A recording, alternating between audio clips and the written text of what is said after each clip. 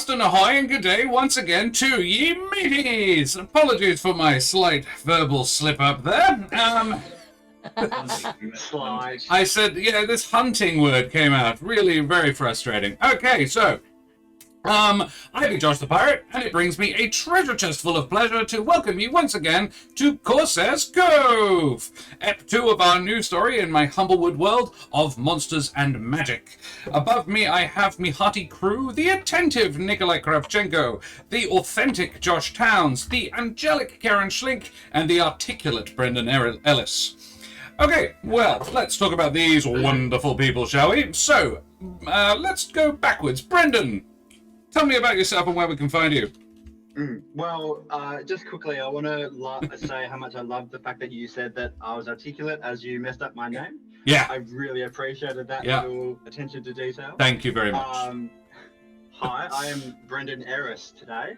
I am a Perth-based actor and director and D&D player and nerd. True. Splendid. Karen, talk about yourself. Oh, my favourite thing. Hi, I am Karen, otherwise known as the Mother of Bunnies, in chat and over on Twitter if you want to come follow me for random stuff, because my Twitter is very random. You can also follow my burlesque alter ego, Miss Lolamore, on Instagram. She's also performing this Sunday night at the Rosemount Hotel, if you're keen. Or you can check out my other D&D adventures in the podcast, There Be Dragons. We just released episode 31, in which I believe I make a bit of a mess. So, good times. Alrighty. Yes, splendid. Mr. Josh, tell me about yourself. Hello. I am also a Perth-based actor, creator of stuff and doer of things. Catch me out there on the theatre singing a singing song and dancing a dancey tune. Something like that. Well, check me out on here week to week as well. Aha, link in the description. Like and subscribe. Yes. Nikolai, please tell me about yourself. Hi, I'm Nikolai. I'm a nerdy boy that hangs around between Roll for Damage and here at Corsair's Cove. You can follow me on Twitter at CossackNico if you'd like. Yeah, and you should. What sort of thing do you do? What sort of stuff do you do on your Twitter? Not at all. Nothing at all. He gets tags in my tweets. That's what happens. Yeah. If you want to catch up on what Karen's doing, check out Nikolai Kravchenko's Twitter. And I am Josh the Pirate. I am a Perth-based DM and performer. You can find me in Fringe, where I will be doing Paparotica with the Mother of Bunnies herself.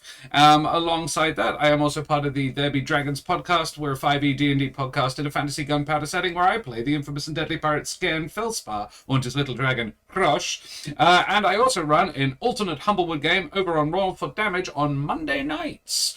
So, except for this Monday, because I was not very well. But we will be back next week for more Humblewood action info, so you get 2 Humblewoods a week. How lucky you.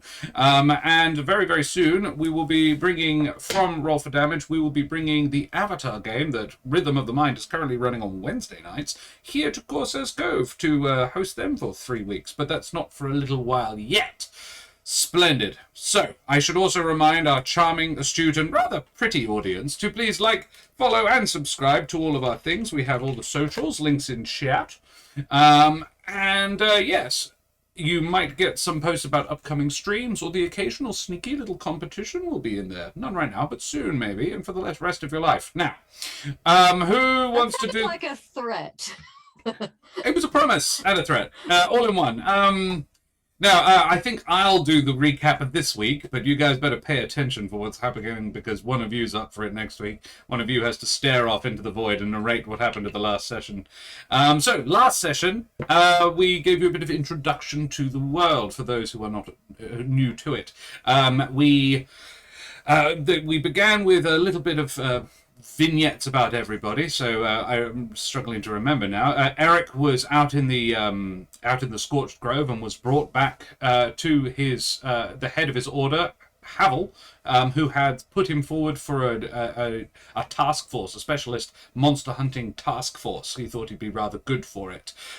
Similarly, Kesh was recalled from her dining hall escapades. She was having lunch with a friend is too strong a word. Fellow co-worker, fellow Wildwood Brigadier, and fellow major in that organization, Shyla Den, who was unexpectedly in Alderheart at the time, and so they had lunch together. And then Trish.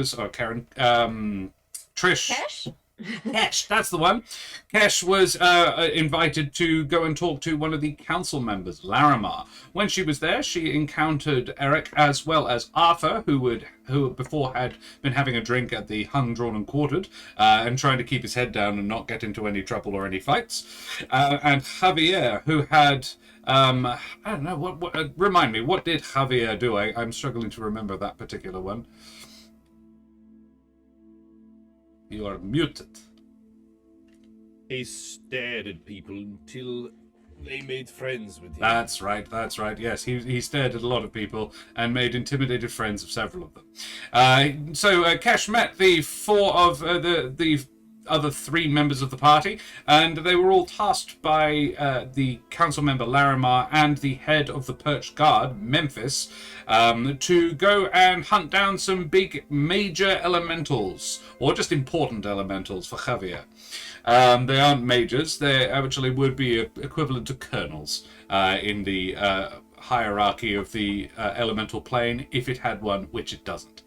Thus tasked, you all went and retrieved useful items from your various bases of operation. Arthur went to get an awful lot of water, determined a way of carrying quite a bit of it, and then didn't bother.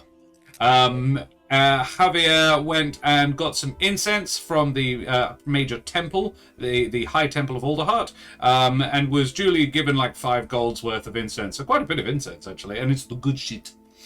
And Eric went and had a sort of a passive-aggressive, I think, conversation with Havel about what the fuck have you gotten me into, sir, was, I think, the exact phrase. And then you all set off to the Scorched Grove because the Conjuration Circle was being attacked. And it was very much being attacked, in the process of being attacked, when you guys got there. So you swung into action and basically brought down a fairly major elemental, saving the lives of 3 Wildwood Brigadiers and a tender who had appeared to have been injured. In fact, they were all injured by the end of it, but you did manage to save them. Arthur got knocked unconscious just a wee bit. Mini Purkenia. Very little bit. And Javier, noteworthily, did not resurrect him when he got knocked unconscious. It was fine. So... You didn't need it. It was unnecessary. Yeah, it was unnecessary. So... well, mateys, may your characters be well optimized and all your quests come with new party members, as we head tremulously at first and then with mounting heat and passion into the Humblewood. Right. Bit of a music change to begin with. There we are. So, where we left off, our brave adventurers had just assisted a small group of Wildwood Brigadiers in fending off an attack on the Conjuration Circle, created to close the gate to the Plane of Fire. The survivors of this attack are a trio of Wildwood Brigadiers and a single tender, who are the only reason any of them, and quite possibly Arthur, survived this whole experience. What do? It's literally just collapsed in front of you. You're right picking up where we left off. Do I recognize any of the Wildwood Brigadiers? A couple of them in passing. One is a corporal named Maxwell. He's a Vulpin. And then there's, Carrie, because she's a fellow Mapatch. And the third, there's another Mapatch that you don't really recognize. You sort of maybe you've seen him around the traps, but you don't know his name. Don't forget you're also enormous. Oh, Yeah, you are currently huge. I'm currently huge. Well, large, No actually. longer, now that you're not currently in battle, you're probably feeling the excess heat of the spell that was cast on you as it dissipates, and I throw just one of my feathers in between the downed warriors, and it erupts into like a flame of black feathers. And I'm casting Healing Spirit. Ah, Um, cool. Yeah, And I'm gonna. Can someone help me to that because I need that. Yep. Get in quickly, anyone who needs it, and I will kind of move it over those who are unconscious. Oh, we've been raided. Hello, Eldritch Scribe. Welcome, raiders. Welcome. Thank you so much for the raid, Eldritch Scribe. Des, how are you? Lovely to see you. Thank you so much for the raid. Have you been playing D&D, or have you been doing something else? Because you normally play on Mondays, don't you? Yes, it's going very well now. I said a naughty word earlier, but In because fairness, all the images of us have disappeared. a deeply frustrating thing happened just as we went live, and I don't know why. Still don't. Haven't a fucking clue. But never mind. Just making a few maps were marvellous. I hope they were excellent, and I'll look forward to seeing them on one of your streams soon, Des. Splendid. All right. Well, we've just begun, so you've caught us at a good time. So, yes, Eric has just healed everybody a little bit. How much healing does one receive from the healing spirit? It is 1d6 plus. Oh, it looks like it's been changed to not be nearly as broken. I'm going to ignore that change for now. It's 1d6 10 times essentially. So. Oh, that's right. Yeah. I'd say you can get there, like if you cast it around the people who were unconscious, Arthur could get there for the last 48 seconds of it. So he can take 8d6's worth of healing, and anybody else who wants to can dash over as well and stand in the warming glow. Sorry. I need 6 points. You could probably catch that. What do you mean 8d6? As in, you get it once every turn for 10 turns. But you're out of combat now, so you can get 8d6s over the next minute. So there's 2 unconscious brigadiers. 3. Well, I think one's just been rezzed. But yeah, the other 2 would wake back up. 2 on them.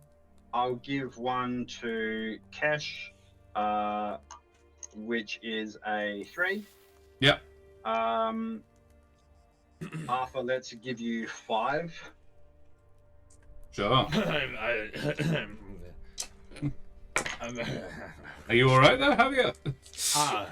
I am fine. You're a cleric. Anybody 15 behind? for Arthur. Cool. 15. Nice. Oh, thank you. Well, I'd say we did a pretty bang-up job. So, drink at the pub? Calm down, Arthur. We're good here, right? There were two other places, but that's not important right now. Is everyone okay? I've got 2 more, so I'll give Kesh another one, and I'll the scorched the tender as well. Yeah. The tender appears to have a broken leg, which this probably wouldn't fix, but it certainly heal up some of the minor damage. But the tender, who Eric, you would know, is her name is Viola of the Summer Solstice. She is a luma, like a pigeon. In fact, she looks a bit like a dove.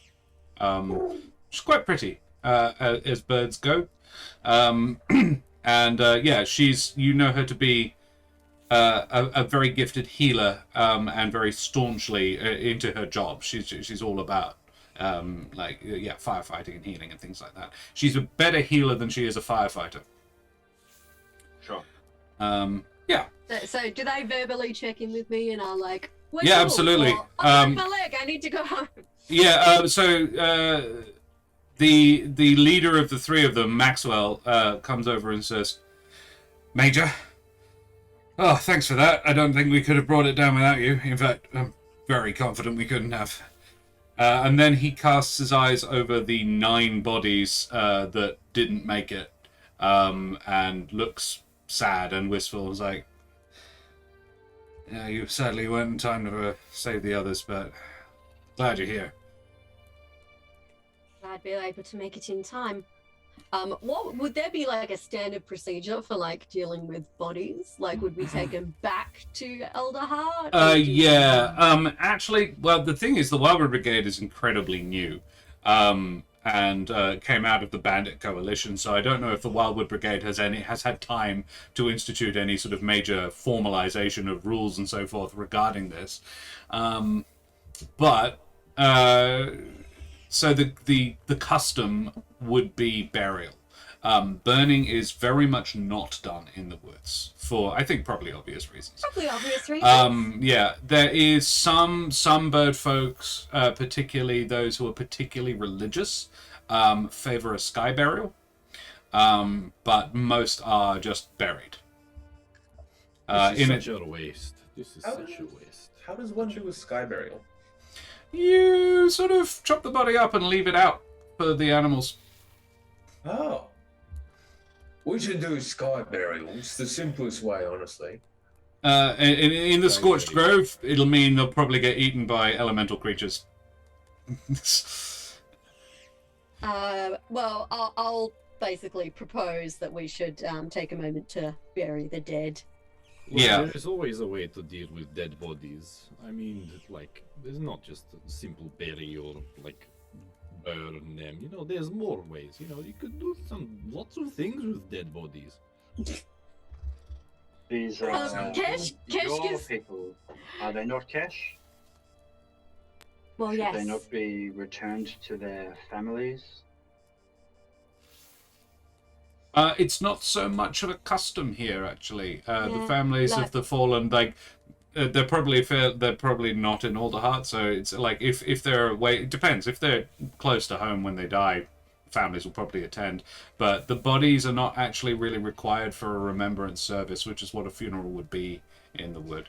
Look, Well- this is very sad, but this is not our job. The trick of it is the Humblewood, in this world, whilst there is definitely there are deities and so forth, there is not really a concept of an afterlife. Well- It's sort of when you die, you go in the ground and you're gone. That's that. Well, I think, given that the tender has a broken leg and the other three just nearly died, maybe we should just kind of line the bodies up, make a note of who's there, and Yeah. then those guys can help the tender get back to Alderheart, Yeah. get their leg healed, and if family want to claim the bodies, they can. Otherwise, someone else can come out and dig a hole. Yeah. I would like to see if I can do a medicine check to attend to Viola's leg to see if I can at least get a brace Same. or something. Sure. I was about Do say, you I've want to got provide mending. assistance? I've got mending. I just thought you did mend. I just don't think mending fixes that sort of thing. It but- says any cut. You can make me a medicine check. Dirty 20. A filthy 20. Cool. Hey nerds of the West, welcome. Have you finished your stream? I thought you were streaming. Splendid, nice to have you. Welcome. And hey Omi as well, nice to see you. Yes, a dirty 20. Yeah, you definitely set the leg anyway. It's now you do a bang up job of, well, you actually do a very gentle job of setting Viola's leg.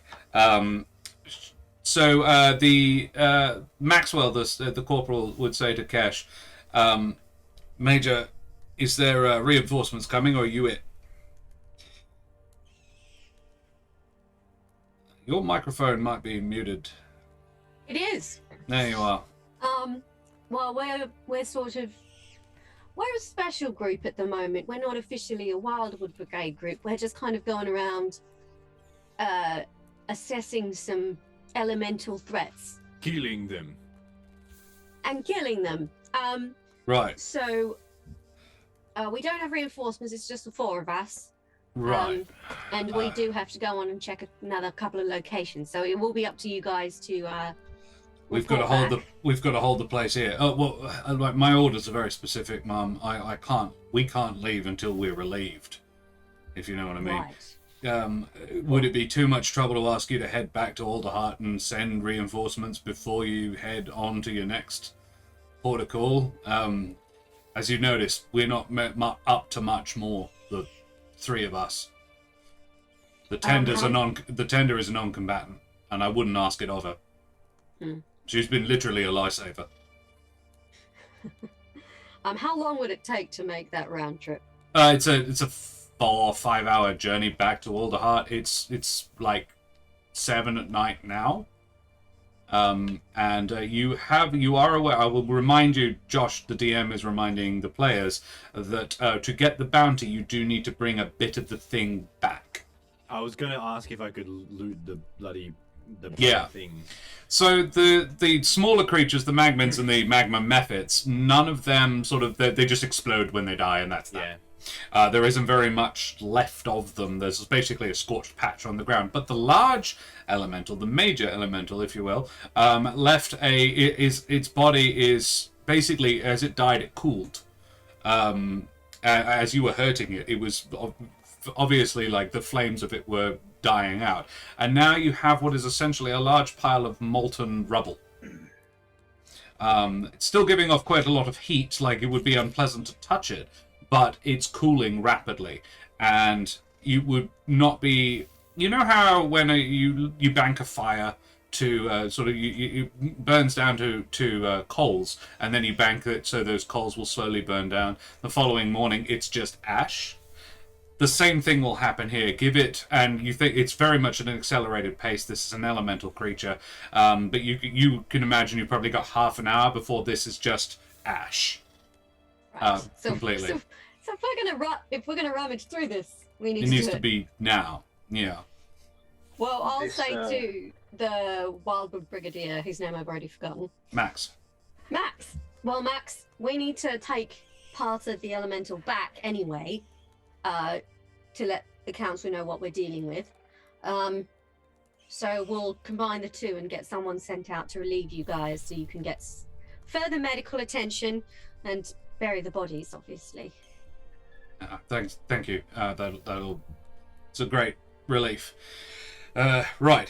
And I'll turn to my trio and be like, and chaps, do you mind helping me with the... I'm already on Twitter. Some rocks. So, anybody who cares to can make an investigation check about the body. I definitely care to. Very well. I care to, but I only get a 7. So I hope someone else does better than that. Eric got a I 12. get a 2. Arthur got a 15. Ooh. Arthur and Eric, you would notice that, both of the other two, nice too. You guys, Javier and Kesh, you would definitely notice a claw on one of the arms is still very much like a clear and easy thing would be an easy thing to remove and quite an easily identified. Yeah, that's the claw of a fire elemental. That's what that looks like. It's a large. It looks to be made of obsidian, as in volcanic glass, and yeah, it's a nasty thing about the size of. Probably about the size of a human hand, actually. And yeah, just a big, nasty claw with the shaped like a raptor's claw. Very, really nasty thing. However, Eric and Arthur, you would, whilst looking over this body, notice a couple of other things. Eric, you would notice the body has several really hot points. You can see them. It's sort of like your vision. In your vision, they're slightly highlighted. One is where you would assume roughly where a heart would be. 2 are roughly where eyes would be, and 2 more are sort of elsewhere in the chest as well. And they, 2 very hot, 5 very hot points on this thing's body that. Give off a very magical vibe. Have I seen that in elementals before? I don't think you've probably really examined closely a dead one. Certainly not of this size and power. And Arthur, you notice you're checking out the head and the fangs in its mouth. There's a couple of them that you reckon you could wrench out, and they look pretty nice as well. They're both, again, obsidian glass, and similarly curved. They look They look pretty boss, actually. Like, I imagine your initial thought is something along the lines of, that'd make a sweet necklace. Or something along those lines. Maybe, oh, nice pair of earrings there, yeah. And then you notice just slightly protruding from the back of its neck is it's like a long, how to describe? It's its spine, but it's not like a human spine. It's not like a mammalian spine. It is one long piece, but you can't see it. You can only see the tip of it. But yeah, it's about 3 inches long of what you can see, and it appears to be just slightly snapped and broken at the top. It has the texture of bone, but again, it's like blackened from fire. And yeah, you can see that about it. And it would occur to both of you these things could be harvested for potential use in other things. And if you're going to be hunting fire elementals, it might be useful to have bits of fire elementals to hit them with. Yeah, well, I'm going to do some dental work on the fire elemental, and then I'm going to rip its spine out. Right. Wait just a moment. At least on the spine. Work on the mouth. That's fine. Do you see these? And I point to the hot spots. And now that Eric points them out, all three of you, the other three of you, can sense them in one way or another, probably by heat. Those who have any magical inclination at all can perceive them once they're pointed out. Arthur, however, probably would just notice that those are the hot points on the body, like, that's hot, that's very hot. I'm pretty sure that's what burned me, so don't touch that. Thank you for your Again, advice you're muted, in dealing Karen. with this. Sorry. Can I possibly, like, poke the hot spot with, like, my sword or something? Yeah, I'd allow that. Doing so dislodges some of the ash and some of the molten rock on top of it, and you can see sticking out of it a gem, basically. Initially, you would have thought it was a very like an orangey red gem, like an orangish ruby, about the size of your average teacup, and faceted, really beautifully cut. But looking at it more closely, it's actually clear. And it's got fire in it. Ooh. Can I cast Detect Magic? Yeah, it's deeply, deeply magical, the entire thing is. It is. All of it. It is elemental magic. The magic of type fire. What? Sorry, like evocation? are you yeah, I don't. It's not really a school of magic. It's just a thing. It would sort of be enchantment, I suppose. It's not really a. It's kind of. If anything, it would be biomancy. And so, do I see that with the other hotspots as well? So probably conjuration, because they usually use conjuration as the. If the world doesn't have biomancy, it's conjuration. Spina clipped it. Jolly good. As long as it's not me saying the naughty word, Spina. Very dead. This is kind of weird, so maybe this will or won't work, but I wouldn't have thought that elementals would have organs, so to speak. So I'm going to try my cantrip Control Flames on these hot spots. Oh, yeah. To see if I can use that to kind of draw these jewels out.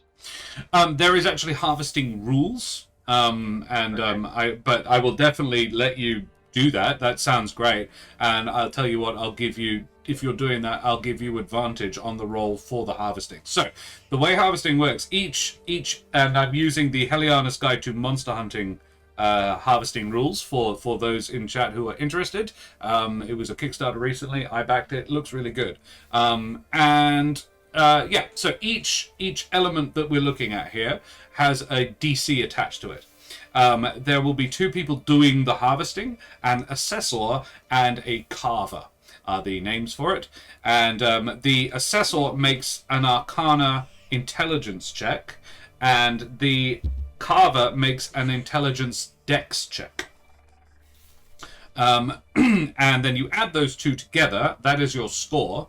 And before you do that, you tell me what bits you want and in what order.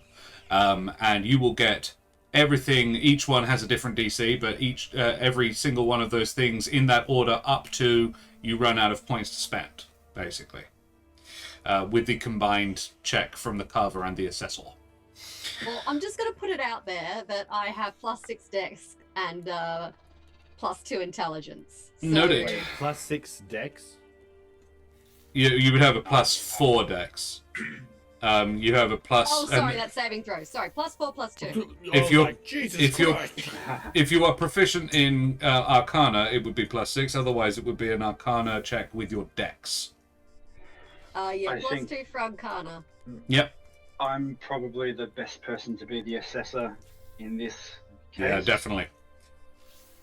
Alpha's just aiming his axe at the jaw. He's like, I reckon I could probably just knock the teeth out. What do you guys think? You suspect that it would just destroy the tooth. Oh, maybe be a little more delicate than that, Arthur. I'm not saying that you can't hit it in the mouth, but maybe try something else first. Like maybe just grab one and give it a little wiggle. I don't know. I'm not very delicate. It's still also very hot. That claw looks good. Maybe you could try and remove that. That will be a little less delicate. Yeah. I'd say Arthur can get the claw without any major problems. He probably has to take off the entire hand, but the rest of it will just melt off, so that'll be fine. So, Karen and Brendan... Arthur distracted. Yeah, nice. Eric and Kesh, if you're going to be making the cuts, what bits are you going to get and in what order? So I'll tell you meta. The ember gems are the things that you're looking at. There are 5 of them. There are 2 fangs and the spine. They all have different DCs. The spine is the hardest. The ember gems are the easiest. Each one can be used, has a specific use, and can be combined with other stuff to make more cool stuff. So it's really what you would like and in what order you would like them.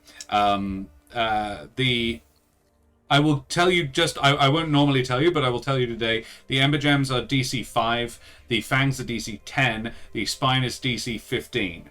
That's the sort of range on them. The Spine makes a really cool thing, but it's basically like if you roll poorly, it might be the only thing you get. You might not even get it. That's the sort of the balance you have to strike with this set of rules, which is why I quite like it. There's risk. But if we were... Sorry, just while you're doing this, Javier is just sitting on the ground somewhere doing some guttural like Tibetan throat singing while burning an incense. Is he sitting near the corpses? Oh, he's sitting near the like the people to heal them. He's like, this is natural healing, like sound healing. Cool. The Wildwood Brigadiers actually look like they appreciate it. Like they don't know if it's actually any good for anything, but they'll take it because they've all had a pretty rubbish day. They were like, okay. And then they go back to policing and dealing with the bodies of their dead friends. Okay. Eric and Kesh. I just to clarify, so if we choose the easier things first, then that would make the spine harder in the long run?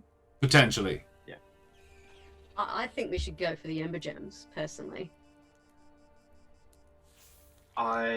That's how I feel as well. Perhaps we don't need all of them. Perhaps we get maybe 2 or 3 and then a fang and then work on the spine.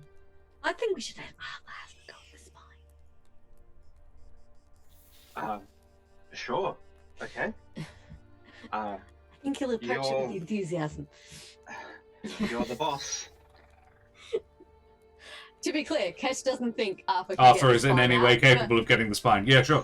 But it'll be entertaining, and she needs a laugh to distract her from all the dead people. Yeah. So I'm rolling Arcana. So what order? What are you going to try for? So Ember do you Gems and wanna Fangs? gems, then fang. Sure. So, say 2 ember gems, then a fang, then go back to where the ember gems if you can get any more of them. Or do we want to try the spine or no? I'm not I reckon fussed we about do the it. spine, but Yeah, look, Eric would be more interested in the gems, to be honest. Yeah. The spine has been ashed, though. It's very long. Yeah. How's Alpha that just wants to claw strike doing, back. Alpha? Just focus on the claw. Sure. All right, make me, so say 2 ember gems, then 1 of the fangs, that'll be 20. If you can beat 20, then, you know, another ember, getting 30 is probably a bit unlikely. But yeah, so maybe 2 ember gems, a fang, and then another couple of ember gems. And by that point, you probably just won't get anything more unless you roll crazy high. If you do roll crazy high, then I'll let you choose something else after that. Alrighty, so yeah, Karen, make me a dex. Functionally, it's just a dex check because you don't have proficiency with Arcana, so just a dex check. And Brendan, yeah, a straight up Arcana check. You will get advantage, Brendan, because you're doing the thing with your spell. I just got a 3 on the dice for that. 7, but fortunately, Eric got a 21. So 7 in total over here. Yep. So, Really freaking nailed that. whereas Eric got a 21 or an 8. Yeah, you take get the 21 there. Oh, that's a good idea. So a combination of 28 between you. Eric is very good at it. The person who's doing the extracting is really cack-handed, but it doesn't matter because Eric is like, wait, no, and talks Kesh through it step by step, basically. So yeah, you get 28 points worth of stuff, which means you get 3 ember gems and a fang. The ember gems, once you get one in your hand, Eric, you can tell that these things have several potential uses. One, you could bind them to a weapon to increase its potency. A second one, you could just throw them and they'll explode. Similar to a grenade, basically. The range would be, let's say 30 feet, and the explosive radius would be, functionally, it would be 3d8 fire damage to everybody within a 10-foot cube. And anybody within 5 feet of the point of impact would be knocked back 5 feet on a DC 11 strength check. Pretty neat thing, but it's a one-hit wonder. Or you can use it to treat a weapon or a quiver of arrows, adding its damage, adding fire damage to a weapon. But again, temporary, but works for about an hour. How does that differ from the first use that you mentioned? Or you could have an alchemist or a weaponsmith bind it to the weapon. Each one is less effective, but works for longer, is basically the trick. So you could either get a permanent plus 1d4 to fire damage, or you could ramp up the weapon's damage quite radically, but only for an hour, or you could just get a single 3d8 fire damage blast for a radius effect. The fang, on the other hand, could be crafted into a dagger. Just straight up made into one. It would not even be beyond the realms of possibility for one of you to do it. If anybody with proficiency in any smithing tools, woodcrafting, anything like Tinker's tools would probably do it, to be honest, could probably make a semi-decent knife out of it, given a decent check. And you would be able to tell that it would be there would be some bonuses to it. I do have Scroungecraft ability, so if anyone wants a fang dagger, I have the ability to construct crude but functional versions of common items using materials present in my surroundings. That is very useful. And then I think you can take 8 hours to make a permanent version of the thing, because the Scroungecraft doesn't last very long if you don't do it. Like, if you don't take a lot of time on it. But yeah, you could definitely... Kesh could, over a day's period, say, make a very nice dagger out of this fang. Arthur, you have watched them extracting bits and pieces as the body is very much degrading while you're doing this. Like it is degrading as you're looking at it. And you get the claw off, not a problem. And then I imagine Eric points out that maybe Arthur could get the spine. And Arthur, I feel, probably might be keen on that. I need to do my stretches first. Got to limber up, you know. Yeah. I'll help in whatever way I can. I can't. Sure. Yes. Does Arthur, the DC is ludicrously high, but if you get it, I'll let you have it. So make a. How would you do this? How would you go about extracting this spine? Pulling the starting a lawnmower. Yes. All right. So it'd be probably a strength check, a straight up strength check to wrench a fairly major part of this body out of it. Could I rage to give myself advantage? Yeah, I actually don't mind that. Technically speaking, you are allowed to do that. So yes. Excellent. All right. Arthur's just like hyping himself up. Yeah, all right, I've got this. Major, have I got this? You got this. You got this. All right. You've got this. Yes, You've you got got this. this. An 8. Or An 11. Plus a D4. plus a D4. Like that. Oh, with the yep. Hey. And Eric's helping, so does Eric get to add anything? 14. No, Eric is busy doing other things. 14. You pull out about 8 inches of it. You feel something break inside as you pull out, and you get out about yay much. You can make a dagger out of this. And as you're holding it, it basically crumbles. Aww. It's all right. Sometimes life is just cruel. In your hand, Arthur, you can see two little jagged shards of volcanic glass. They're quite pretty. All right, we'll take that. Yeah, I'll pocket it. They have no material value, but they do look kind of pretty. Alrighty. Yeah. Javier, can you make me a perception check? Because you weren't involved in this silliness. You were involved in your own silliness. But yeah, you were watching. Make a perception check. I am perceptive. So, yeah. How perceptive? Yeah, 13's reasonably perceptive. Javier, you notice a little white glitter off in the trees behind a lot of them. So these guys are standing in front of it, and you can see something just shining every now and again when somebody moves.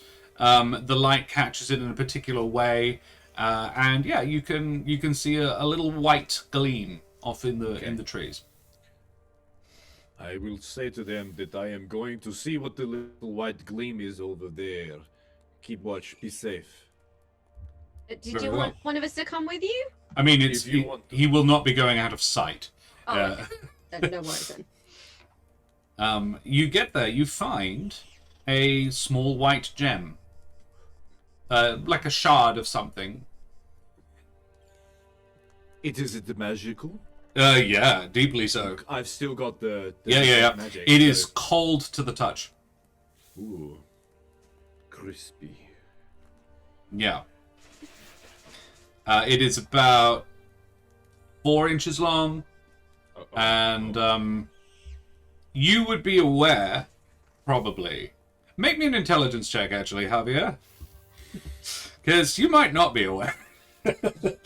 Like, the other three would definitely know. Yeah, alright, Javier, you are broadly aware that some large-scale elemental magic was used here recently to counteract the fire.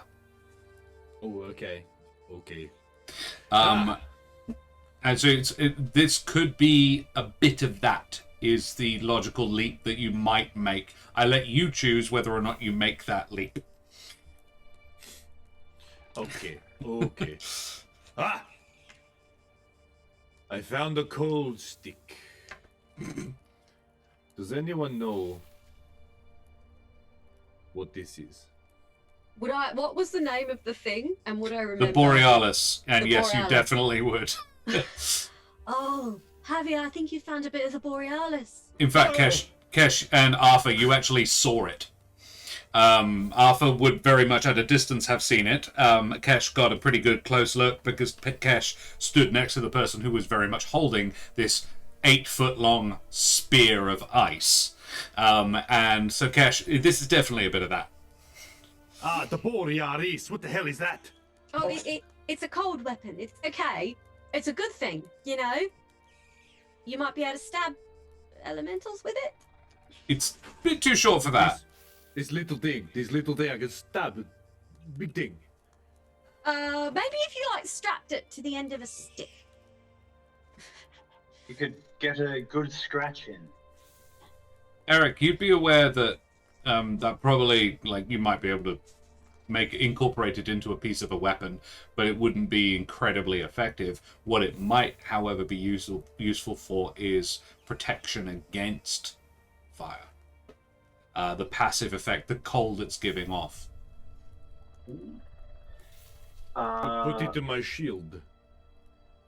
Yes, something like that, or to your armor perhaps. Maybe this is something else for us to bring to an alchemist.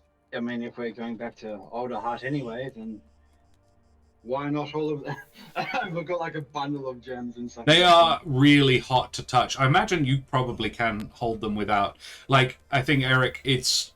When Kesh is getting them out, she finds them uncomfortable, or almost too hot to hold, and gives them to you hot, and you take them, and they're not hot for you.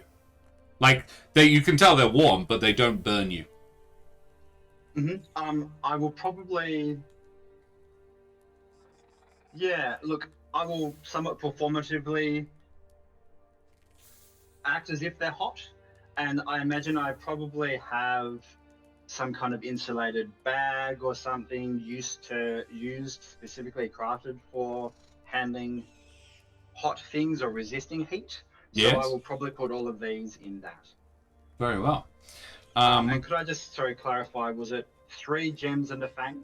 It is 3 gems and... 3 gems and a fang. Great. Definitely. All right. Right, are we done here? Because if so, we should probably head back before it gets too late. Arthur, how's that claw? Oh yeah, it's good. It's detached. It is that. Good. Let us get some money. Captain? I put the claw into a thumbs up. I like the artistry. Captain? Sure. Alrighty. Are these guys gonna be okay if we go, by the way? We're I mean- sending people back for them. It'll be fine. They're just gonna hold the fort here, and we'll send someone back to help them out. Alright. I will touch base with Viola just quickly. I'll just kind of ask her the same. Say we'll go back and we'll send someone shortly. Yeah. I Yeah. think you can hold here for another half day. Yeah, Viola would not be up for leaving, actually. She says, no, yes, we'll be fine. Thank you for really good work on the leg. Oh, well, that's a very pretty dice box you got there. Yes, she would be, extremely appreciative of the effort that you made, but say, no, we'll be fine. Please be quick. This place must be protected, and it's not surprising that it's worrying, to be honest. We're taught to think about the elementals as sort of mindless beasts, but this was deliberate. They came here to break the conjuration circle. And I wonder why. I did think it was strange that there would be an attack so soon. They have very little strength left after the fight, after the war, but that was when they first got here, there was almost a platoon of them. The Brigadiers did an amazing job.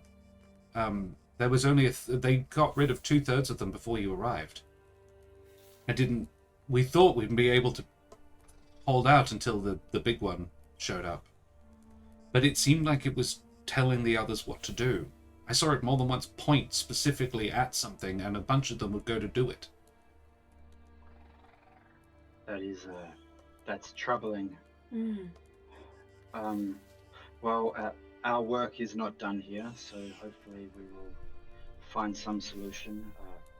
We should go. Burn brightly and keep well, Viola. Thank you. Same to you. Eric? Yeah. Cool. Alrighty. You head back to Alderheart unless Javier or Arthur would like to do anything. No? Happy? Alrighty. You head back to Alderheart. You'd probably get there midnight-ish. And be greeted at the gate by a tired-looking guard captain. One you don't recognize, is a member of the Perch Guard. But they greet Kesh by name. Kesh, you would know them. I presume you would just tell them that they need to send reinforcements out to the conjuration circle immediately. And he jumps to with gratifying speed. And calls up another group of Wildwood Brigadiers that it looks like we're being prepared to be sent out the following morning. They are sent out then and there. And a trio of tenders are also rustled up to go out to tend the bodies and deal with the other things. The Brigadiers are carrying construction materials. They appear to be getting ready to load up carts and things with which to build an actual sort of fortified structure, or begin the construction of a fortified structure around the conjuration circle. So they will be better protected than the last ones. Sounds good. I'm gonna say that we would have had a discussion on the way back about what we're gonna give the council, because I feel like Kesh would be like, to them? we have to give them something to prove that we did the job, but we never said we had to give them everything. And I don't know about you guys, but I feel like some of this stuff could be useful and might be worth keeping, and not necessarily just turning over.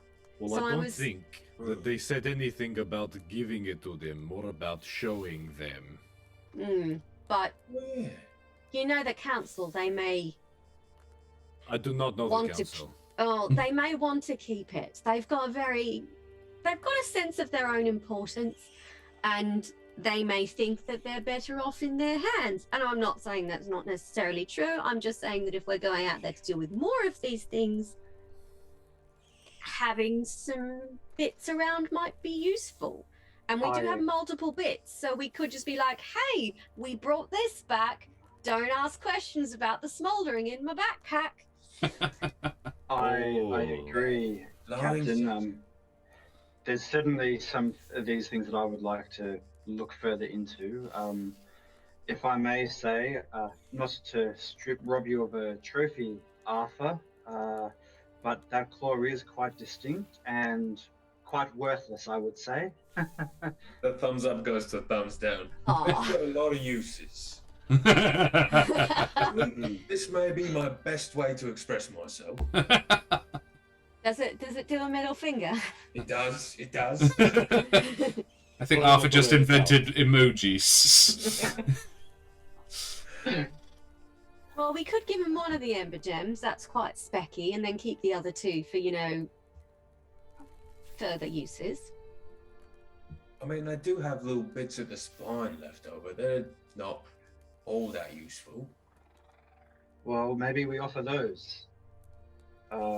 We don't have to offer, we just show them. What is wrong? I'm just worried if we show them, they're gonna want to take him. They sent us out where no one wants to go to kill things they can't, and they want to take it from us. Well, I'm sorry, that's not going to happen. I suggest we let Javier hold whatever we're showing, because I have a Please. feeling that he will very articulately express that they're not allowed to take it from him. And they're less likely to argue with you than they are with me, I have a feeling. I don't know. People I give still- Javier I am the in claw. support. Oh, I can hold on to your things. Bestow it onto you. I'll put it in a pocket. I have plenty of pockets. very well. So Javier has the claw. I'll hold on to the rest, the fangs and the gems in my pouch, and Sure. that would just be on me unless I need to bring them out. Very well. Cool. Okay, cool. You get back to so you don't actually have communal lodgings in Alderheart. However, Kesh, there you know that there is more than enough since the deaths in the battle. There's more than enough places in the Wildwood Brigadiers barracks to house the non-brigadiers of the group. Eric would, of course, have rooms at the Tenders Hall, but no particular need to go there if you don't want to. Well, I'll extend an invitation to my new comrades that if they wish to sleep in the barracks, they are more than welcome. And presumably we can all go see the council in the morning. I have a feeling they're asleep. Lucky them. Okay, I, let's sleep. I think I'll return to the tenders and I'll meet you at the wherever we meet in the morning. Sure. Yeah, you would return to your various domiciles, probably catching a midnight snack at some point along the way, and cop yourselves a long rest. Yes. Love to hear it. Early, well, probably not that early, because you probably wouldn't have gotten to bed before 1-ish. So sort of mid-morning, you can reassemble at the council chambers, or you could reassemble elsewhere if you fancy. Well, Kesh is going for breakfast first. Kesh has Sure. priorities. Good. You know, the hung, drawn, and quartered does a good breakfast, if I do say so. Well, shall we meet there and go to the council together? Sure. Sounds I good. happily let this have happened, agreement to have happened last night, so Eric can come too. Eric is just sitting in front of the council chambers waiting. Just looking at his watch going, where the fuck are they? And we're at the hung, drawn and quarters throwing quarters at the bar. Sure. You get to the hung, drawn, and quarters. Yeah, you come in. There is the bartender Trillo is there, of course, but the place is pretty much empty except for a large group of ladies who have just come down from the upstairs rooms. All different races. Like there are bird folk, there are humble folk. There's even an Ellerin in the group as well, and which is a cat folk, and not super common, but not so uncommon as to go, oh my goodness, it's more sort of like a sort of deal. And yeah, they're all chatting and holding sketching pads. As most of them head out, although the Ellerin and a couple of others do go to the bar and order a glass of wine.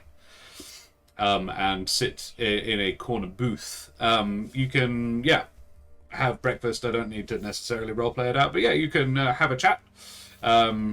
You order breakfast, Trillo serves it. There you go. Boom. Scene is yours.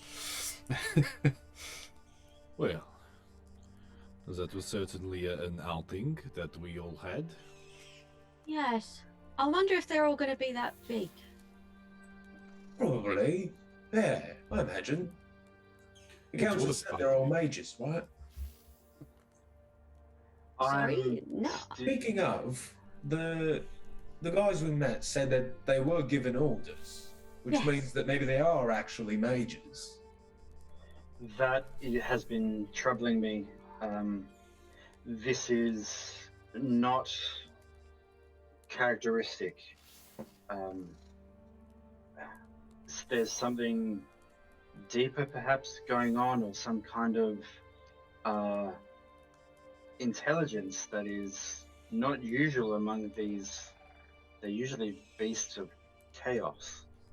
It is troubling because they are dangerous enough already. We don't want them thinking for themselves into the bargain. These, I'll open the pouch and get one of them, just kind of show it kind of under the table. But I'll say that these were in the same places where our organs would be. There was one in the head, wasn't there, DM? There were two where the eyes would have been. With the eyes, but no brain. Okay. Not really. No. You remember the thing when it was still alive? It was only vaguely had the shape of a humanoid. It wasn't hugely defined. A lot of it was just fire. Sure. Okay.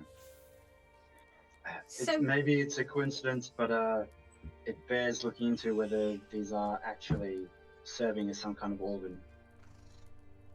like, is it possible for an elemental to evolve? Not. I imagine not that I've heard of, right, DM? You can make an intelligence check. I'm so sorry. Can you clarify on this word evolve? Oh, it's when a creature kind of, I guess, changes, usually to become better or stronger. Changes how?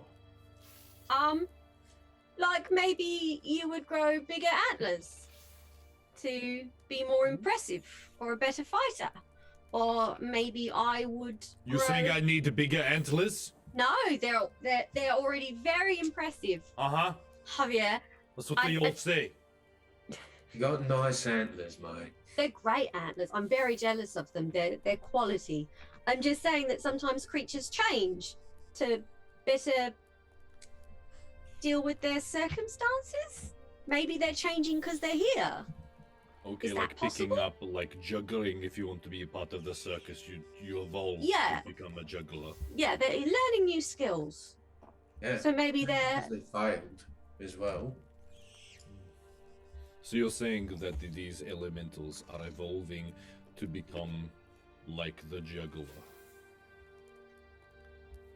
Like the what, sorry? Like the juggler, the big...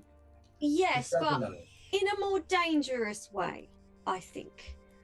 Eric, I don't think it's as benign as learning how to juggle, sadly. If only. And excuse me, the dog is climbing on my...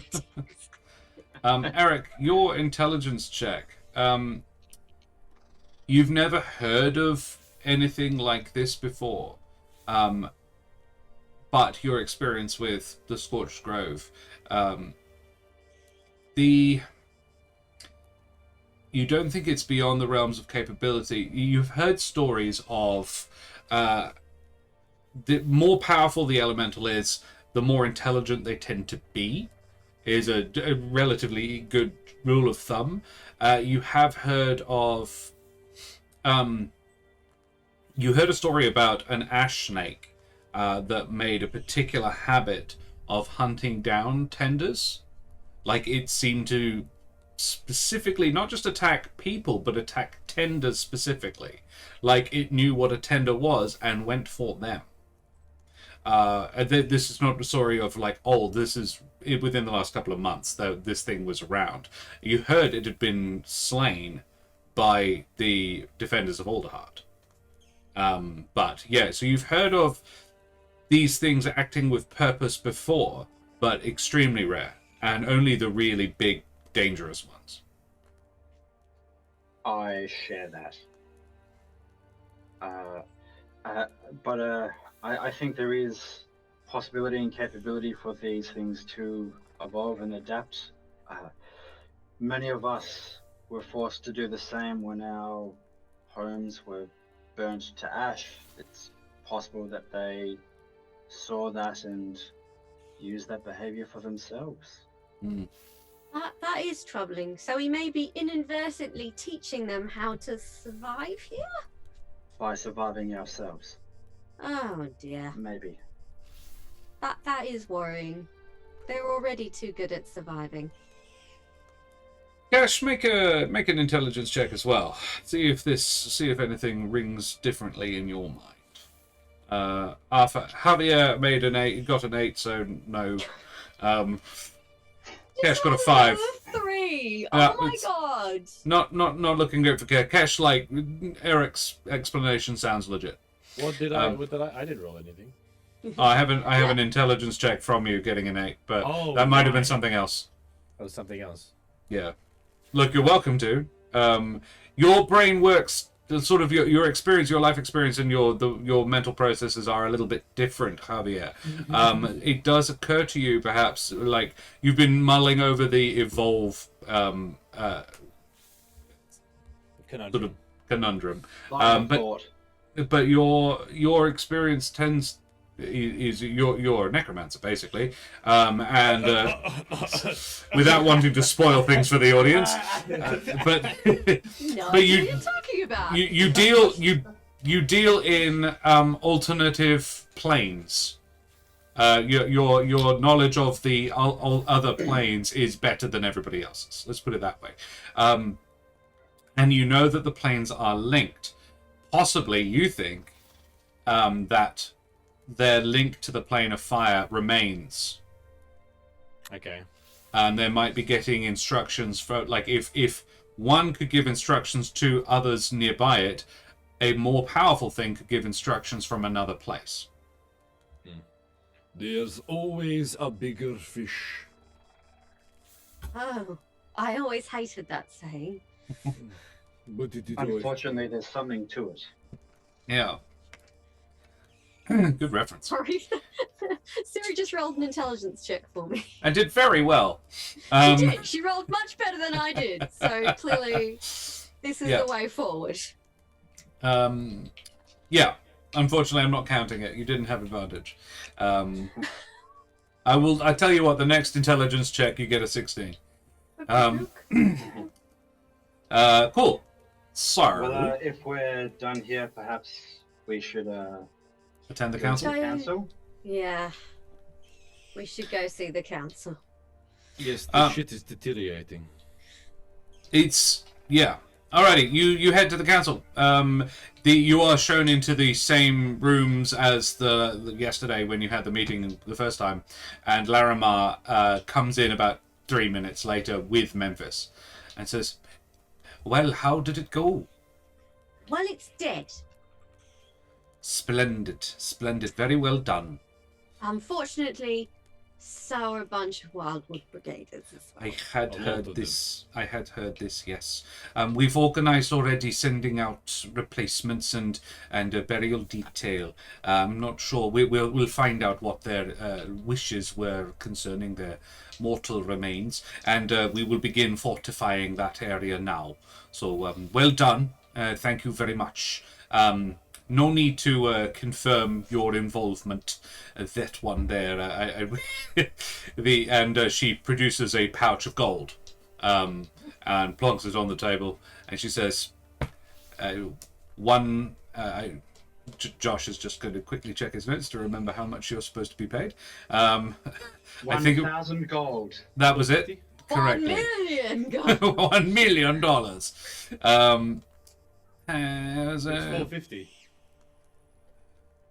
I think it was 400 each, wasn't it? I think it was 100 gold pieces per thing. That sounds about right. 450. I don't remember that. Yeah, about 400 each per major elemental, so you each get 100 gold pieces. And she doesn't demand to see. Did you find any bits? Oh, we did pick up a few bits. Just stones, really. Nothing major that you'd be interested in. Arthur, make a deception check, because I feel you are being deliberately deceitful. 3. She goes, I see. She got an 11 on the dice. And she doesn't push the matter, but she goes, I see. Yeah, just stones, really. Just regular stones. Didn't glow. No fire in them. Just stones, not a claw. Yeah. And she's just looking at Arthur like, you fucking kidding me? She says, Saying nothing would have been. We did collect some parts of the body which I think bear further investigation through my leads with the tenders. I see. And you will not be taking them from us. She goes, well, no, I wouldn't want to. The tenders would be... That's right. That's the wrong voice. Well, no, I would not want to. The tenders would be the right people to investigate this. And if Eric here is dealing with them, then that sounds good to me. I would only ask that you don't harvest too many of them, because I don't want the large quantities of elemental magic going on in Alderheart. I hope you understand. Fair. Very fair. We will exercise discretion. Moderation. We will exercise moderation. I expect nothing less of you, Major. Well done. Well, thank you very much. Here's obviously your gold. There are 2 more locations, and she gestures to Memphis, who gets out the map, and basically indicates to them, and he says, yes, Major, well done as well. Very impressive work. If you, the next target would probably be the nearer of the 2 targets is the hot springs, and you could probably make your way from there to the village of Crestmarch. And so unless you have a particular need to return to Alderheart, your next jaunt might be a little bit further afield. And he says, you may well be aware of the hot springs. I believe it's reasonably famous.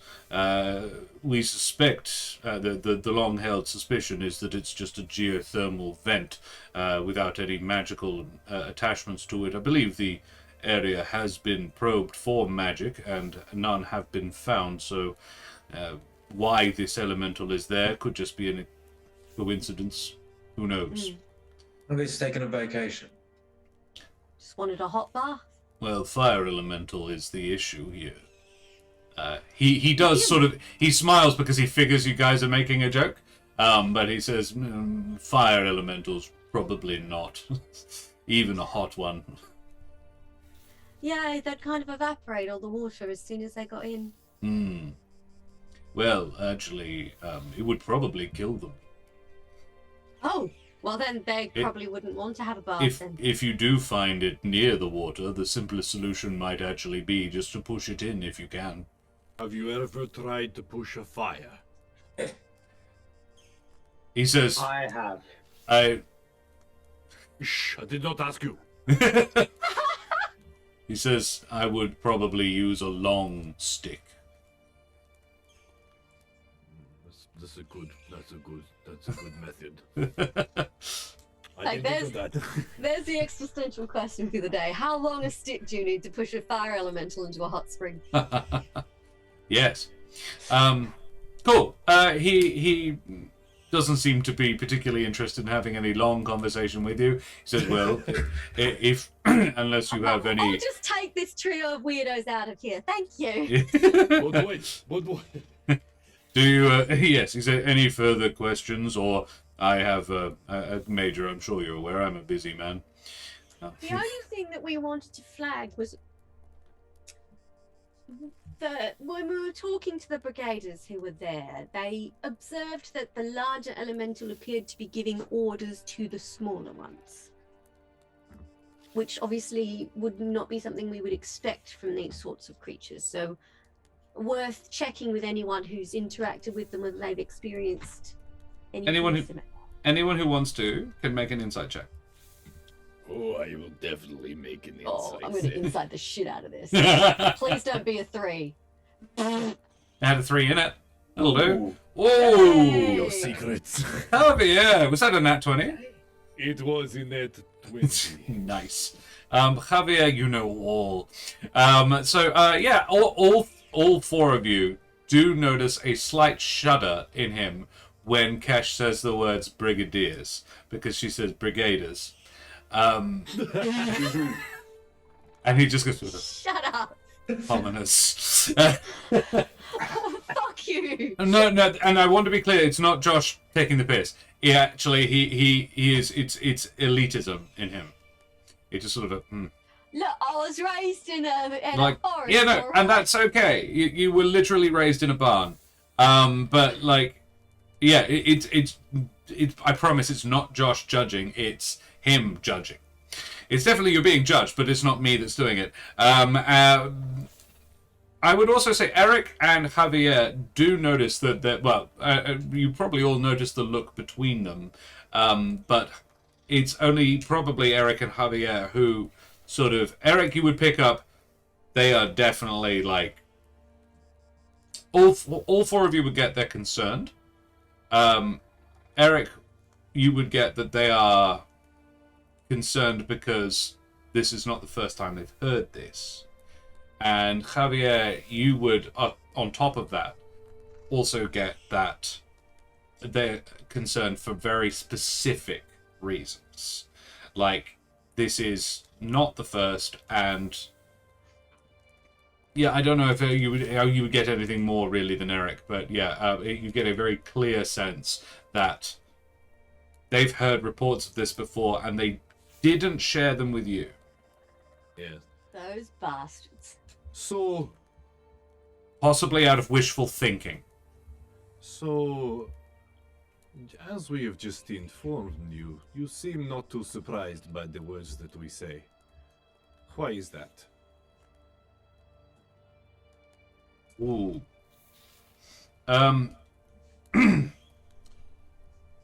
Memphis goes, we had similar reports, though nothing quite so specific. I had honestly hoped they were just post-battle trauma. If indeed, as you say, there are elementals exercising control over other elementals, and I don't doubt that what you say is true, this could pose a larger problem, and one that we can't just bury our heads in the sand and ignore. And he says that looking at Larimar, and Larimar shakes her head and said, indeed. Javier, I will let your insight from before carry over. He is not referring to Larimar when he says that. That's not a jab at her. That is a jab at somebody else. And Larimar fervently agrees. But she's doing a good job of, yes, like, of hiding exactly who she finds irritating and distasteful. Okay. And you probably don't know enough about the politics of the Humblewood to guess. For now, I just get it like there's something going on, and I'm not gonna be made fully aware of this situation. So, well, as long as we are not put in the line of sight of our enemy, unaware of exactly what's going on, unless you have more to tell us. Only that. The reports I had. I am surprised that it was creatures, without wanting to denigrate your achievement, which is impressive, more powerful than the ones we sent you out to tackle. I am surprised one so relatively weak, would be exercising control over lesser creatures. I did not expect, and he's owning his own cock up here. I did not expect this level of coordination from a broken force that does not even have access to its home plane. They should be withering. Well, People can do strange things when they feel cornered. People can. I apologize. I didn't think of them as thinking beings. Who does? I think that is your first downfall. To underestimate your opponent. Correct. Hubris. Well pointed out. I shall not allow it to happen again. Good. We shall also keep an eye out in any future interactions if we observe any similar behavior. Given that you are seeking 2 more creatures of similar strength, I imagine you are already on your guard, but I will give you my own advice too. You may well see more of the same. Well, in that case, I think we do the thing that good old Hercules did and cut the head of the Hydra off, or something like that, so that no heads grow back. Something like that. I heard a story and it was something like cutting the head off. Let's do that. Whatever that was, let's do it. Yes. It just You, clocks out. you say that. I think I get the gist. And it's a good one, Javier. I like it. Good. Lovely. What a book. No, I heard a story. Yes, Hercules was the children of one of the Amaranthines, a child of one of the Amaranthines, a mighty and powerful Strigg warrior from the olden times. And yes, he went on a series of adventures with his friend Jason, who was a raptor. And they both hunted down a whole bunch of very famous and important things. And one of them was an 8-headed snake thing. And Hercules discovered that the only way he could kill it was by burning the stumps of the heads. There you are. Law drop. Laws in chat. Original lore. Very original law. I'm extremely inventive. I can just riff off anything that Josh gives me. Okay. Yeah. We might actually. It's the 2 Joshes combined Yeah. to create world-building symbiosis. It's crazy. Yeah. Alrighty. Well, we might take a short breaklet, and then you guys can head back out into the world and go and tassel with another elemental. How about that? Sound good? Yeah. Let's do that. Splendid. Alrighty, well, we'll be back very shortly, as long as the cameras don't decide to magically stop working again. See you guys very, very soon. Bye-sies.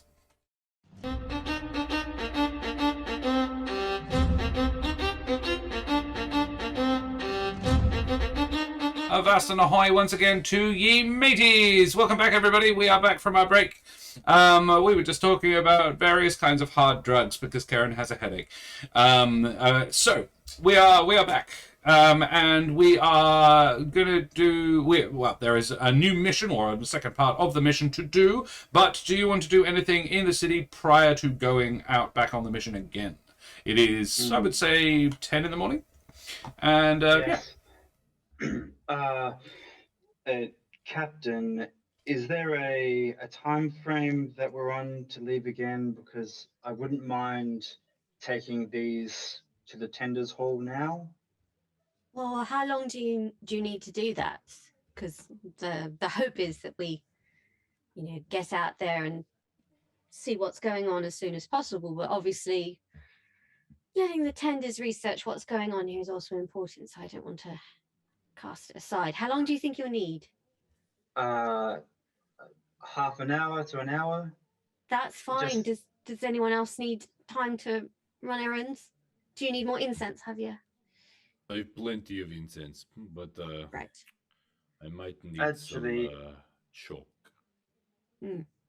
Javier, I was wondering, do you still have that piece of the Borealis? Oh yes, I do. I have it. I have it in here. I got it. May I take this to, maybe we could do something with this as well? Yes, be careful. It's quite cool. it is. Eric, make me a an Arcana check. Yeah. I was waiting for you to say Constitution. I was like, I was tempted to, but I think it is actually Arcana. Okay, here we go. 12. 12. 12 it is. You, as you reach out for it, you feel an intense loathing within your own self. But you're attuned enough to know that it's not from you. It's not, you don't loathe this thing.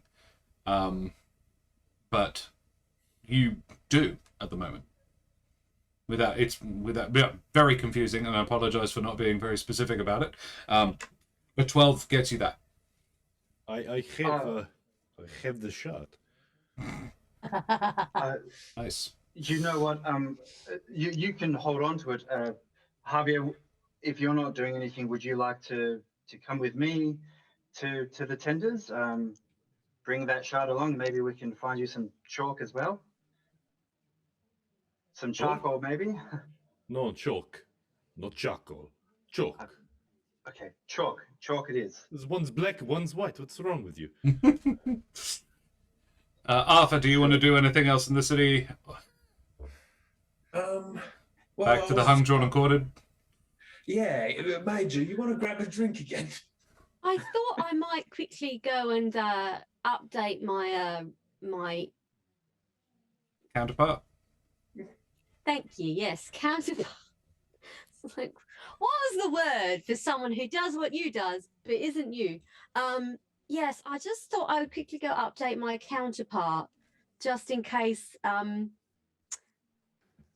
council are not.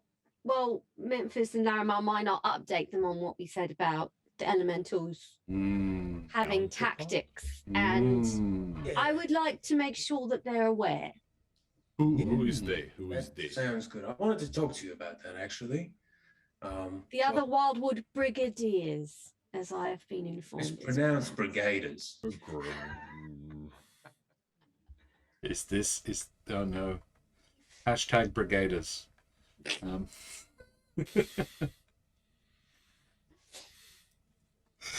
Sure, you do that.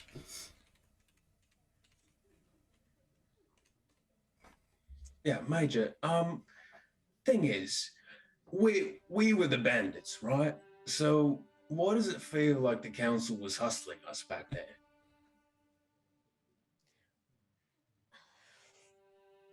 It can be hard to tell with the council. They tend to play their cards very close to their chest. So Yeah. sometimes it can be difficult to know what they actually want, and you kind of have to guess. Yes, you That also seems like you it's also a very ineffective method of leadership. Kesh, you also know, and Arthur, you've probably experienced this as well a little bit, but lower down, there is a lack of full trust yet. And it's not unsurprising, but it is problematic. And it does go both ways. There is not a reservoir of long-term cooperation between the two organizations.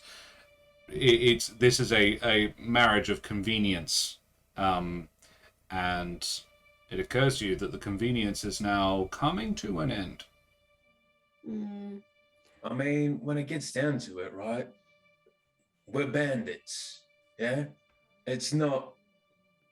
Who wants that around? So if we're sent off as fodder for an organized force now, then that solves two problems, doesn't it? Oh, it does. I hope they wouldn't stoop that low, though. Not after what we've all been through. Yeah, well, at the very least, I reckon we do a shakedown and ask for an extra 50 gold a pop. You have some good ideas, Arthur. Occasionally. So I'm assuming this conversation is happening on the way back to the Wildwood Brigaders. And Javier and Eric, you head down to the tender halls. And Eric, are you looking for Havel or just anybody who might be able to give you thoughts on what it is? No, I don't think this is. If Havel was around, then certainly I'll speak to him. But I don't think this is something that needs to go directly to his attention. He's a busy guy. I know someone who might know this. Yes. Well, here are the tenders. You know tenders. No, not here. I know of them, but I don't know them. But never mind. I just know someone. Well, let's see what happens. If they can't be helpful, then maybe we go to your guy. She is female. Anyway, Love and it. Eric very awkwardly finds somewhere. There's probably like some kind of like researchy lab or something. Yeah. Sure. You find a. I'm enjoying this. There's a Corbin woman, with glasses perched on the end of her beak. Her clothing is... She's young as well. She is surprisingly young for the job she's doing. And, she is a sort of fulfills the role of both record keeper and sort of librarian, but also is quite an active sort of... actively seeks out new knowledge. She is wearing... her clothing is mostly leather. In various straps and buckles, and it looks quite impractical, but not unattractive, just odd, unusual attire. You find her in one of the research areas, and she looks up. Her name is, you know her to be Gabrielle. Do we know each other well, or just kind of in passing? I don't know. Would you have hung out with somebody of that particular... She is odd, but friendly. Probably, like, really quite gregarious, actually. So she would have probably approached you. Would you have reciprocated friendship if offered? Yes, but would certainly be the more passive party in that relationship. Sure. So she would look up and say, "Oh, hi, Eric. How's it going? Well, Heard you had a new job." Yes, I heard that too. Who's the big guy? Yes, this is Javier. I met him as a part of this job. This is Gabrielle. She is. My name is Javier Bilandinov. Nice to meet you. We're here to kill elementals and do it well. Can you help us? I sure can. He will stare. That's fine. I'm sure people stare at him too. Nice to meet you, Javier. Look, we're just stopping in. We do need to be off again, but look, and I open out the contents of the pouch or carefully place things. Dude, is this going to be a regular thing? You might be my new favorite person. See, if crows could blush, then it works every time. Actually, in a couple of the bald patches where you've had feathers like pulled out or like burnt off, a flush appears on Eric's cheeks, and she goes, "It's a flush." I don't know. Roll in insight. It might be perception. It's good either way. If it is perception, you definitely notice he has gone all coy, I couldn't possibly, but all right, maybe. She goes, "Wow, where did you get this?" She holds one of the ember. She says, "This is an ember. Hang on, I named it, and it's not that. This is an ember gem. Where did you get that?" From a let's not call them major.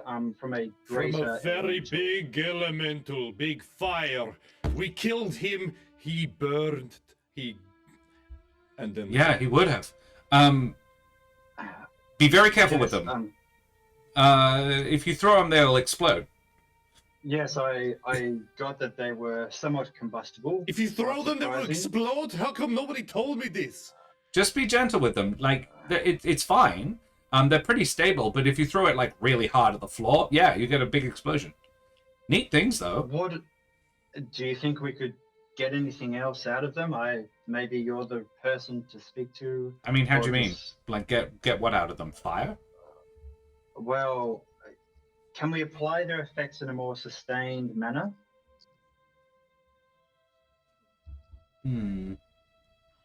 Or use them to make us more resistant to fire. We're going to be coming up with a lot of... Oh, you can definitely do that. I can, like, each one you could probably make a decent potion of fire resistance out of. Like a really good one, actually. Yeah, each one makes you 2. Yeah, I could make 2 fire potion resistance to potions out of one of them. That's fairly easy.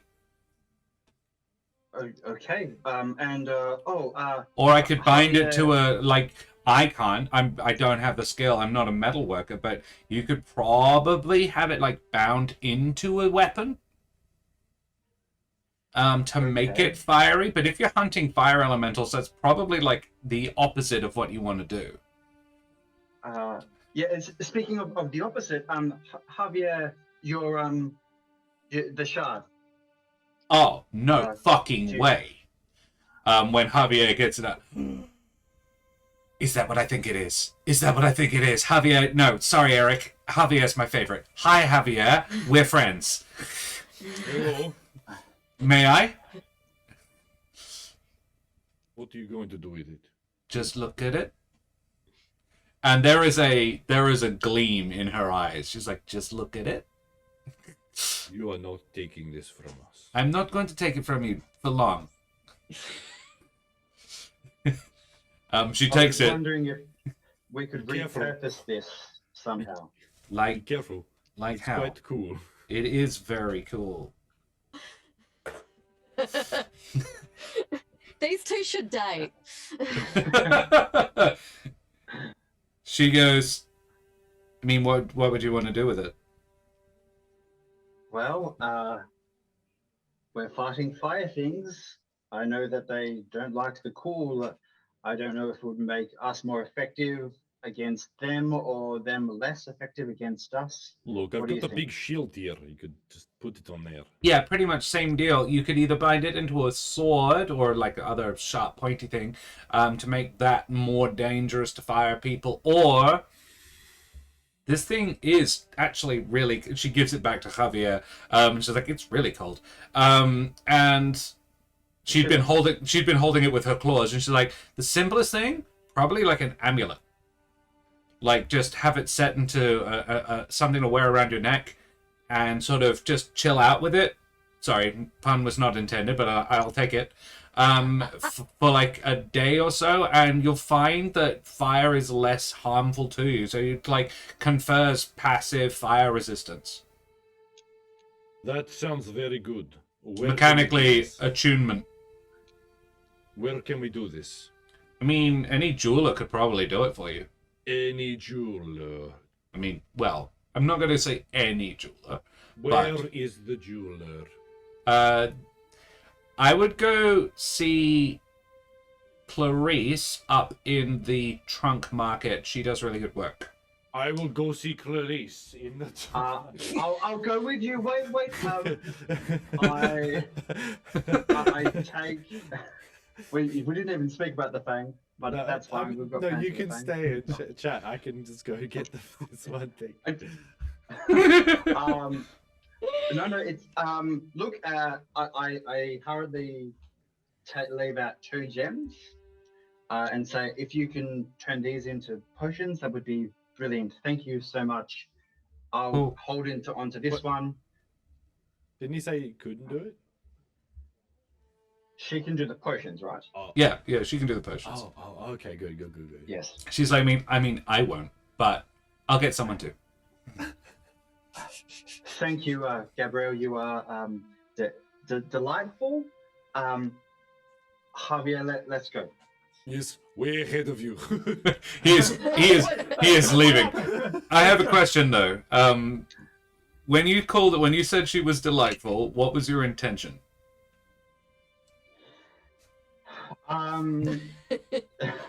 Look,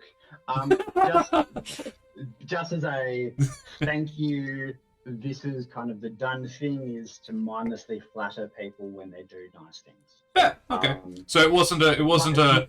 You are trying to sort of. No. Okay. Right. But Javier doesn't know that. It was learned. No, Yeah. it was learned behavior. Fair. All right, cool. She goes, bye, Eric.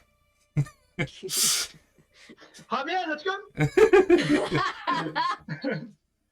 Yeah, Like, you as go. we're sorry, can I say, Yeah. as we're walking back, I'm like, "Oh, I didn't know you were such a ladies' man." I don't know. No, she, not my type. Flirty birdies are awesome. Hide from me? Look at those eyes. Oh, Yeah, cute. What about you, Javier? Do you have anyone interested in you? Everyone is interested in Javier. That's true. You get to the trunk market. You find Clarice's store. It's called Odds and Bods. He makes I'm gonna cop. I don't think Serum's here, so I'm not gonna cop shit for that one. We'll tell him, don't worry. Thank you. You go in. A bell tinkles over the door, and she would be a Jabeen. This little Jabeen face sticks up from behind the counter and says, "Hello." Oh, who is he? Hello. Who is it? Hello. This is the cousin of my mister. I was expecting Javier to go, "Hello, Clarice." I completely missed that. I'm so sorry. Are you're Clarice? I wasn't going to bother role playing this one. She will happily make you a thing to bind the gem. You won't be able to. She's like, this will take a couple of days to make.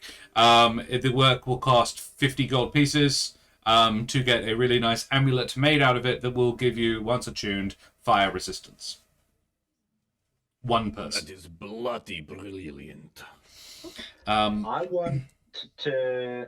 I don't know if Javier can afford that, so I want to kind of see. You've all got 100. And you do know that Javier can afford that. Yes, but You like, literally what saw the gold.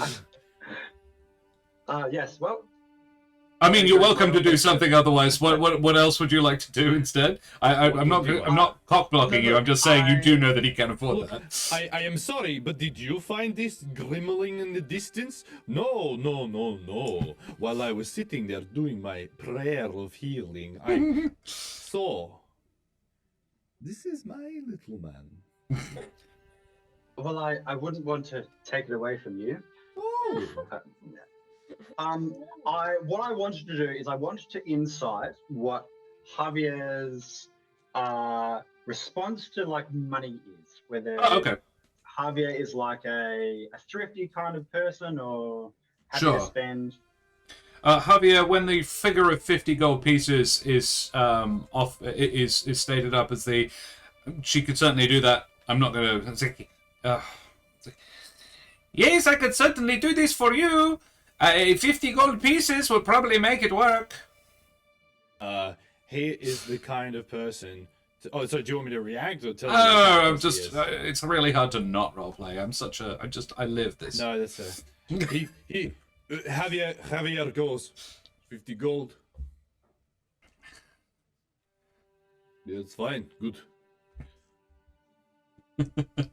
Cool. He looks at his pocket and he goes, I have this much. I can afford it. Excellent. Yeah. And while you got it. Cool. Alrighty. Arthur and Kesh, you go and see Shyla, relay the information. She is surprised, shocked for you, glad that you're okay, and expresses disapproval and lack of surprise that no, she had not been informed. However, she does say, in fairness, you only reported this an hour ago? Yes, but I kind of assumed they wouldn't tell you, so. Yeah, look, I'll let you know if they do. Please do. It's always fun to see when they actually decide to tell us stuff. Like, I feel like you knew I was doing this before I knew I was doing this, so. Well, I was told to come back to Alderheart to take over your job. So logically, I wasn't told exactly what you'd be doing, but I did guess that you would have a new job, just logically. But yeah, it does seem odd that they called me back to Alderheart before telling you that you had a new job.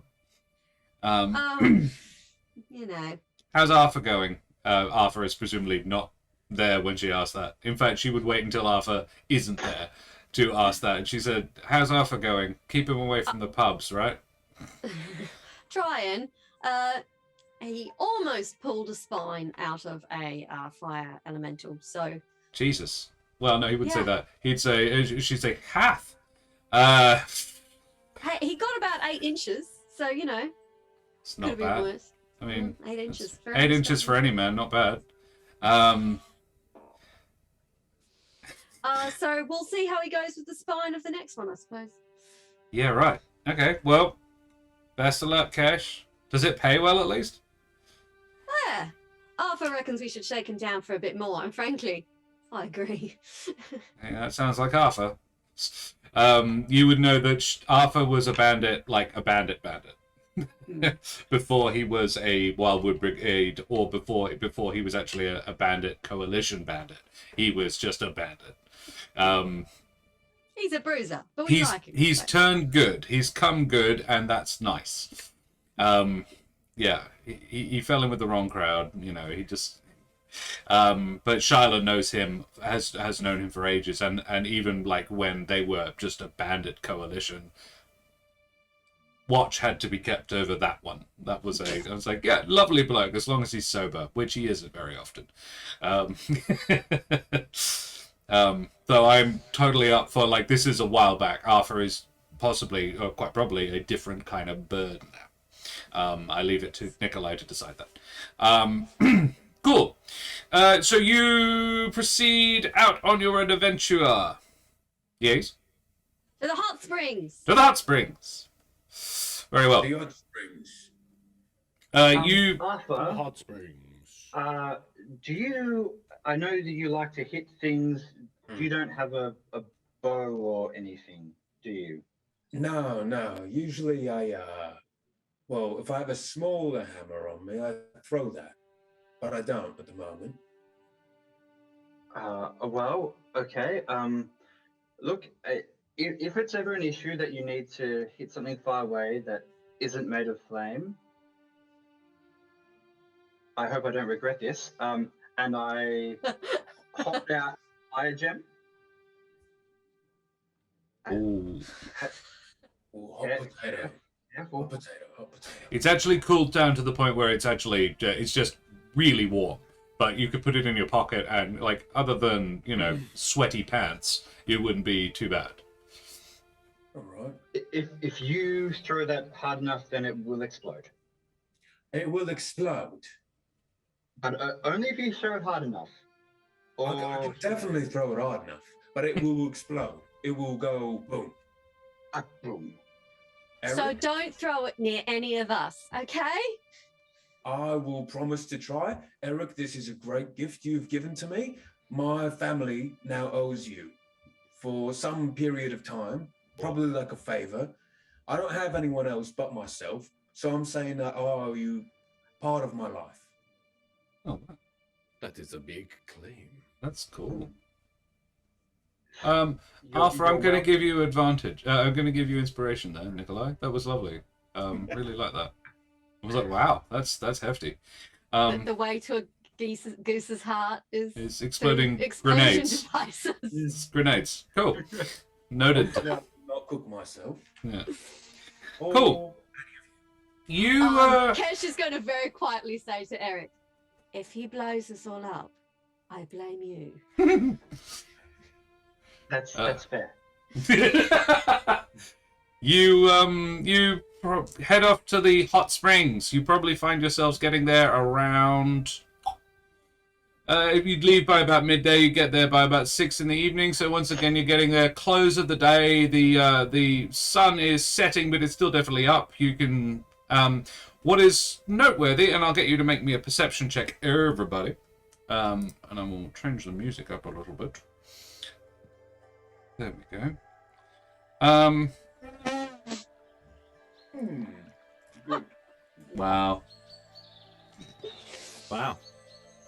I'm You are not rolling doing so good so today. well tonight. Look. Did I roll shit last week? I seem to remember I rolled shit last week. You're This saving means the next good week. ones for the combat, presumably, maybe. I'm Don't worry, just you've got saying Eric with nothing. you. I'm too worried about whether Arthur is about to blow us up. I think I've sapped your luck. I haven't rolled under an 8 yet tonight. And Javier is just bringing out the big guns.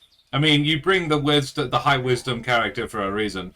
So yeah, Javier and Eric, you both. I mean, you all notice that there isn't any signs of fire elementals around, but Javier and Eric notice that better than everybody else. Like they.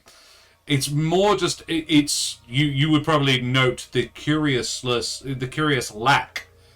You've been sent to hunt a big, powerful fire elemental, and there is nothing's been burnt.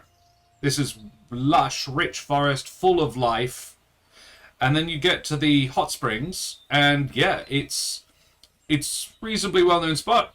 I would say almost certainly Eric, and I'm going to say Arthur have definitely heard of this spot before. The other two, it's news, but not overly surprising. It's basically a local oddity, essentially a naturally occurring geothermal spring that heats the water to a very pleasant temperature, and a large elemental is nowhere in sight. It's when you arrive, you find a peaceful wooded grove. A light mist floats over the surface of the clear water, which, though not mirror smooth, is certainly calm. Nothing seems out of place. If anything, the reverse is the case. The whole place is suffused with an air of calm and peacefulness. It's quiet. But actually, Kesh, oddly enough, I'm glad you said it, but it's not. It feels like it should be this quiet. The only reason to be suspicious is that you're supposed to be finding a fire elemental here. Do you see that? The lack of No. fire. No, not even any ash. No scorch marks. Nothing of the sort. Captain, who reported that there was a sighting here? Do you know why are we here? Did they say who told them there was elementals here? It would have been scouts of both the Perch Guard and the Wildwood Brigade would be the primary sources, but they didn't say specifically who reported it. Just multiple reports. I cast Detect Good and Evil. Like that. Ooh, love it. I cast Detect Magic. Very well. I climb a tree. I want to talk to a plant. And Nikolai, my axe. I'm and your brother. All right, Arthur, you talk to a plant. What do you say to the plant? Given that you What kind of can't plant is it? speak to plants. I can. I've got Oh, can you? Do you have? So What- I'm connected to the great rhythm. I Ah, can okay. speak the greenery of the forest. Is that a Gallus thing? Yeah, it is. Oh, okay, cool. I love it. Can you read me the rule? Can you read me the thing? Partially because I've never had a Gallus player before, and I'm actually not hugely familiar with this one. I love it. While you're finding it, Eric, you detect magic. You're probably not hugely surprised that it is all around, but it is centered in the bottom of the pool. Javier. Actually, sorry, no. I do apologize. Eric, you don't sense any magic. That's what I expected. Yeah. Yeah, and please forget what I said, because you definitely don't sense it. Javier, you do detect an elemental, which is, I think, one of the capabilities. Alright, so Javier, you do detect an elemental. In fact, you detect two. They are at the bottom of the pool, as best as you can tell. In fact, they're actually underground, about 20 feet down, and a little bit to one side of the pool. Actually, like, so there's a waterfall that flows down some... No, there isn't. There is no waterfall. There is a sort of a rocky ridge. Sure. And then the pond around it. And the pond is sort of... It looks like there was once a waterfall, but there isn't anymore. And the pond is just sort of full. And whilst there is a river flowing out of it, there doesn't appear to be a way that the water comes in anymore. But the water does consistently flow out of the pond. All around are trees. A lot of the trees are sort of like, there's several willows, and it's very, very temperate, very lush forest around it. The grass is extremely thick and lustrous. The whole place is actually growing really well. It's extremely lush. And underneath the rocky ridge, you can sense two elementals deep in the, probably... maybe even 30 feet under the rocks, but 20 feet below ground level and the water level. Right. And deeper into, yeah. So I relay this information, and they are here, but they are down there. Which makes Eric's detect magic unusual, because elementals would register on that, and they don't. Arthur, what's the deal with your talking to plants? Can they respond, is basically what I'm asking. Yeah, through speech and touch, you communicate simple ideas. You're able to you are able to interpret their responses in simple language. Plants in the wood do not experience the world in terms of sight, but mostly confuse differences in temperature and describe things that have touched them, as well as hear vibrations that have happened. Right. So what do you ask? All right there, little fella. I just got a couple of questions to ask you. Have you felt it grow a little lot around here recently? There is a handsome and well-grown mulberry bush that you interact with. Your berries are a lovely colour. And it expresses gratitude and flattery. It then... so, what's your question to it? When was the last time you felt it grow like very hot around you? You get confusion, and then like an association of the warmth of the sun as a question. No, I meant like a elemental kind of heat. Do you know what I mean? Like an elemental, like a chaotic fire thing. You hear, when you say the word fire, you get a burst of fear from it. No, it's all right. You know what? You settle down. You keep doing your thing. Do you mind if I take a berry for me and my friends? It offers with the proviso that you are gentle. It is more than it would be grateful if you took some berries, because this would scatter its progeny further. It says, but you do get the impression when it calms down a bit, it would say nothing that hot near me, or very simply, that's what you get. It has not experienced a strong source of heat recently. It doesn't really have a sense of time either, but like it would say, it was like in the last passing of the day, it knows sun and moon and like day and night. And it says not today, certainly. Right, well, thank you very much for your time. I'm going to spread your progeny, and you have a lovely day. Yeah, it expresses gratitude again, and if it could bow, you feel like it would. I'm going to very, as gently as I possibly can, grab some berries. You do bring that. it back to my friends. Yeah. Got some berries. The plant said he was all right. He's a bit scared of the fire, but it's all good. That's excellent. Does anyone have any cream? Cream? Yes. You've not tried the dessert? Berries and the cream? berries. Yeah. Oh, It was because you rubbed your temples, and I thought it was like, do you have like sore temples and you're wanting cream to soothe them? I'm not, what? Berries and cream. Delicious. That would be delicious. I don't have cream. I do have brandy. Do you want some brandy with the berries? I'll take some brandy with the berries. Yeah, yeah. No, not for me. Were you? No, never mind. Was Arthur speaking our language? Oh, yes. I was speaking. Oh, very much so. Sure. But he was doing so also with hands and gestures and things like that in a way that the plant could respond. Yeah, sure, why not? And No, it actually wouldn't be that weird for me. well, this is it. Eric would be aware that Gallus are not unheard of to do that in a similar way that Hedge can do it with bugs. Yes. I love it. Did you make a new Kesh, friend? you are in the trees. Yes.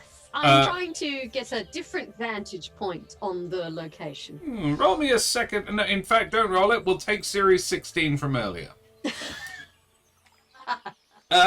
You, now that you're up in the trees, you're having a look around, you can see in the pond, from this vantage point, that it seems like in the middle there's a dip, and it gets very deep.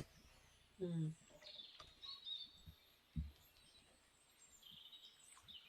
Does anyone have anything for water? I did not pack for water, even though I knew we were going to a spring.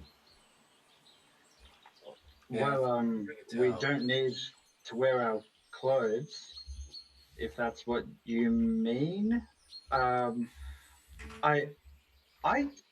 thought this was a natural hot spring, though.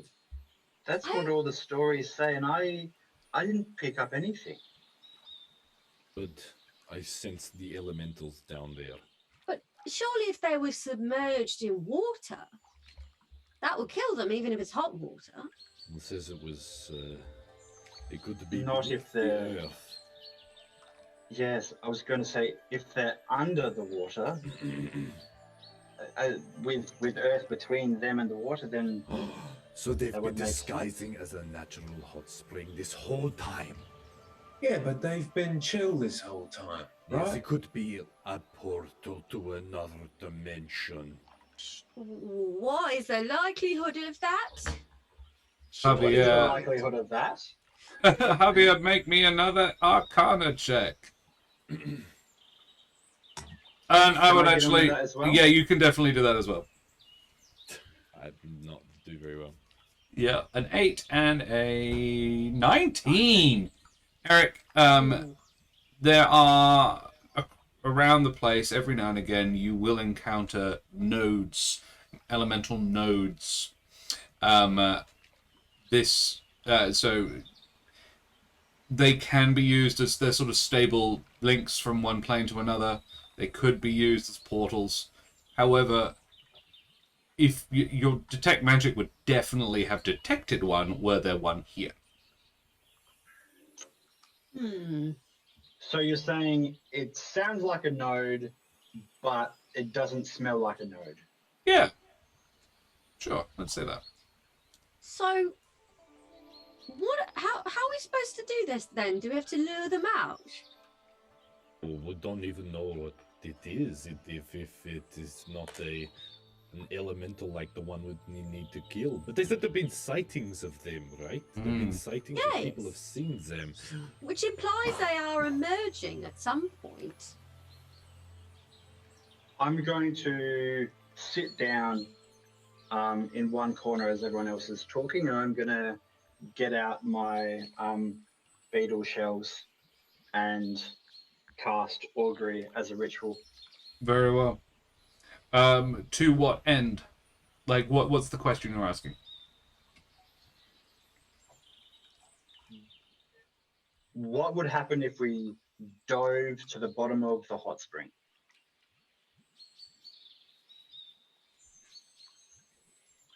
Could you be more specific? I can give you a more specific answer the more specific you are about the question, I suppose is the trick. If we dove into the bottom, towards the bottom of the hot spring, would we find the elementals? Wheel. So it's a positive, but it doesn't necessarily tell me whether or not that would be a good idea. Well, that would be very much wheel and or woe. Okay. That's the trick. It very much depends what you do when you find it, which is why augury doesn't get used very much, because DMs are like, well, it very much depends on you, asshole. This is a role-play game. Is there a way to communicate with them? Yes. Yes. Speak very loudly. I was hoping more nuanced than that, but we could try just yelling at them. Both bird folk would be aware that bird folk speak, or can at least understand Auran instinctively. It's not something that many of you would learn to do, but you can understand it, Auran being the language of elemental air. They can understand it, but they can't speak it. Elemental air, elemental fire, elemental water, and elemental earth all share a common ancestry in terms of dialects. It's primordial, but there are 4 major dialects of it. However, it's sort of like a person speaking Latin. A modern Italian speaker would probably be able to figure out what the hell they're saying, even if they don't speak it perfectly. That sort of thing. Where an Englishman can understand one word in 10 when a Frenchman speaks, even though they don't get like the full gist. They may maybe be able to wrap their head around it on a high enough intelligence check meta sort of deal. Eric, thinking back, you would remember that when the thing did communicate, it might have been speaking Ignean. They do have a language, not one that I'm versed in, so to speak, but there have been recent reports of some members of the Tenders being able to have some communication with fire elementals. So it's worth a try. As long as we're prepared for a fight, it seems like our best chance is down there. Well, you just tell me what to say. I can make my voice very loud. Oh, I believe you. Very loud, like big loud. I suppose what I'm most curious about is, are they heating the spring and how long they've been down there? I'm concerned that I can't detect them. There's something protecting them. Yes. Perhaps because you're looking for something more specific, but it's very odd. Well, yes, I guess it's like one is a magical source and the other one is like what they are. So I can tell what their origin is, but I cannot tell if they're magical or not, but I assume so because of their nature. But, you know, it could just be 2 elemental roots or something like that. It could be something, but we don't know. And at the moment, it's getting a little boring just standing here looking at this puddle of water. Dip my head under the water. Someone tie a rope around my feet and just pull me up if I start thrashing about. Don't you swim? He's a goose. He can swim. How hot is this water, though, before anyone goes sticking their head in it? I mean, do you want to find out? I will just go and dip a hand in. Wait, sorry. Before we do this, did that thing that we got upgraded, did it just get instantly upgraded, or is that just like... No, you don't have it yet. It takes a little while. Cool. Just clarify. I was totally you are not resistant to, and it would take a day to attune to it as well. So I figured. Body leaps antlers first into the hot spring. I've got this. I've got a charge. It's fine. Yeah, you can. Eric, it does not to you feel super hot. In fact, it feels very pleasant. Super hot. In fact, Eric, can you make me an Arcana check when you put your hand in the water? Sure. Anyone want to do a bommy with me? Dirty 20. What is Dirty bommy? 20. Yeah. Oh, you don't know what a bommy is? Oh, You feel this water is like you get the distinct impression this water would be actually have curative properties. From putting your hand in it, for you, it would definitely feels like it definitely feels like it would have curative properties. It's beautiful. It's fantastic. We shouldn't have any problem. That's enough. I jump in. Nikolai, it is really quite hot, like almost unbearably warm. Ah, that's what you call a bommy. Oh, we call it Здравствуйте. And I just do the same thing back in. It's that Klingon. Are you okay? Very hot. It's not like you're not scalded, but you're like, this is the upper limit of your tolerance for bathwater hot sort of thing. Ooh, it's a bit too hot. It needs to cool down a bit. It's quite 5 minutes. pleasant. Like, it would be pleasant for a short amount of time. It's like a sauna, you know, you go in for like 5 minutes and they're like, okay, I need to get out now. That sort of, yeah. I'll dip my head under and see if I can see anything at the bottom. Yeah, you do that. You can see I'm not even going to make you roll for it because the water is crystal clear and beautiful. It's just really warm. Actually, I will make you roll for it, but the DC is very low. Because... I'm just looking at Eric like, are they gonna die? Natural 1, baby. Natural 1. Oh, no! Yeah, your eyes, it's really hard to see under the water because it's hot. Like, I don't know if you've ever submerged your eyes in really hot water, but it's like, I can't see very well. Yeah, what did you see? What was your perception check? 18. Marvelous. Yeah, Javier, you can see, you're just tougher, and you can see a passageway in the rock at the bottom of the pool. Probably just about wide enough for you to be able to get down it. With your antlers, yeah. So I breach my head up. Oof, there's a hole. There's a passageway. There's a hole. Okay, All right. How long can you hold your breath for? Let me just check my constitution modifier. I struggle. 4 minutes. Sorry? 4 minutes. This is it. I struggle with... I disagree with the way that wizards do that. It'd be 4 minutes before you die.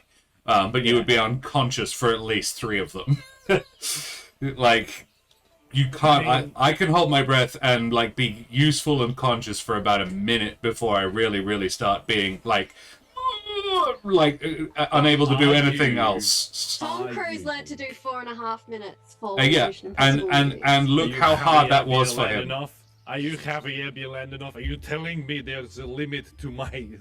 I'm telling you could certainly be... Elk. How long can an elk hold its breath? Google will tell us. I will say, if it's less than what I can do, you can... if it's more than what I can do, you can do what the elk can. Moose are excellent swimmers, able to hold their breath underwater for 30 seconds. That's about right. That makes logical sense. They're mammals. It says a full minute here as well. Okay. What? I regret to inform you that crows are not known for it. Well, shit, I'm getting in on this action. 45 minutes. That's so good. What? Geese can, I don't know, geese just can hold their breath for 45 minutes. That's wild. Wow. Geese, right? From the very first Google thing that I saw. 45 minutes. No That's research. So long. Okay. Well, yeah. Time. Look, so yeah, Arthur, I'm going to say that, yeah, I will rule that in this instance, yeah, you get the full what the wizards would allow you in the rules. But Javier, I would say max 2 minutes before you pass out. I don't swim. I'm not a big swimmer. Right. So raccoons can hold their breath for several minutes. Oh. They have they can swim underwater at depths of about 5 feet and developed in such a way they can survive with low oxygen for several minutes. I'm not surprised by this. These creatures sound like... All right, let's just wrap it up. So, yeah. This is very interesting. I vote we send the goose down the tunnel. I think the goose is probably the best way to go. The goose is silly enough to go along with this. Yeah, let's do it. I'll go down the Are tunnel. you going to do the rope thing, or are you just going to go? I think we should do the rope thing, Yeah, if you don't please. mind, Arthur. I really do not want to be cooked and boiled underwater, yeah. Alrighty. That would suck. And I Arthur. would feel bad. It does have the upside that if there is somewhere breathable on the other side of that cavern, then we can use the rope to get ourselves there too. Sure. Yeah, true. All right. Let's go 5 tugs. That means I'm in danger, right? 7 tugs. That means there's an air pocket down there. Okay. What, you're standing there like... Maybe You lose count? Make it More than Like 2 if you play with it. 1 and 2. Well, you can inadvertently just tug, like, while you're swimming. I So this reckon is- 3 and 5. 3 if you're in trouble and you need to come back up, and 5 if there's an air pocket and it's safe for us to come down to. Okay, yeah. Yeah, that sounds good. Saves time. Smart thinking, Major. Thank you, Arthur. If he tugs, we pull. Okay. More or less. Arthur, you go down. I'm not going to make a check for it because it's actually not particularly deep. The bottom of the lake, you find a narrow tunnel which turns upward again after about 15 feet, and you can make out a soft light just beyond the turn. What do you I will do? go towards the light. All right. You head towards the light. You round the bend. Don't go towards the light, Arthur. You round the bend and find 2 things: the surface and a current. The passageway has narrowed to the point where you find a small pile of like preserved grapes. A current, sorry. Oh, Current. I do apologize. No, you find a current as in like of the flow of water. okay, yeah. That's what I thought. And then the and it's getting it's getting warmer as well. It's getting like it's even hotter under here. Okay. I would say now it is like it's scalding hot. Okay. All right. There's an air pocket? It does look like there is a surface, yeah, but I'm saying you okay. haven't gotten out of the water yet at all. All right. I'll head up towards the surface. Very well. It's only like about a 10-foot up through really unpleasant, like to the. I'm not going to roll damage for you, but it's almost to the point where you would be mechanically injured by swimming through it, but not quite. Your head breaks the surface, and you take a breath of hot, steamy air, similar to being in a sauna. You find yourself in a cavern. The ceiling 10 foot above your head, and the walls are coated in condensation. Said walls are smooth, as in like almost like if you've ever seen molten, like the aftermath of lava, like lava flows, that sort of smooth, and very little detritus or rubble, even loose sand or grit is around. You would not, in a cavern, you'd sort of expect to find stuff like that. None of it. There is a small stream which is very hot, and you would probably immediately step out of it, which flows into the water you just emerged from. At a relatively smooth angle as well. It's not like you have to climb out. You very much just get out, walk out. And deeper into the cavern, you can hear, it's hard to say because you're not hugely au fait with underground environments, but the echoes, you would seem to think you can hear flames crackling softly deeper into the cavern. Okay, I'm just gonna start madly tugging on the rope. Like more than 5. How many tugs? Wait, how many Do we times is pull? that? Do we pull? Is this what we do? 8, 9 tugs. Paul? Yeah, pulling. Pull.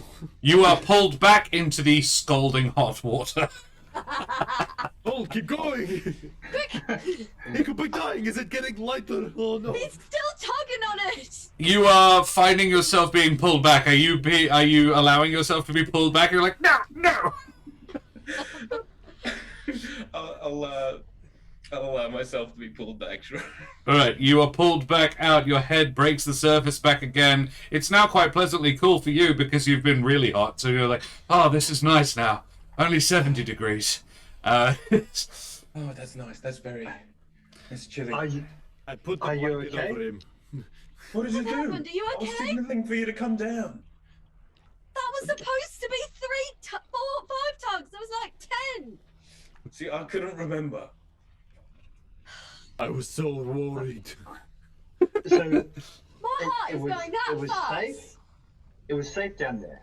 No, it wasn't safe. I heard flames. I found a cavern, found air. It's very, very hot. There's a current. There's flames possibly deeper in the cavern. There's no detritus for some reason. And I'll be honest, I did panic. I heard fire and I panicked. Wait. What were dried sultanas doing?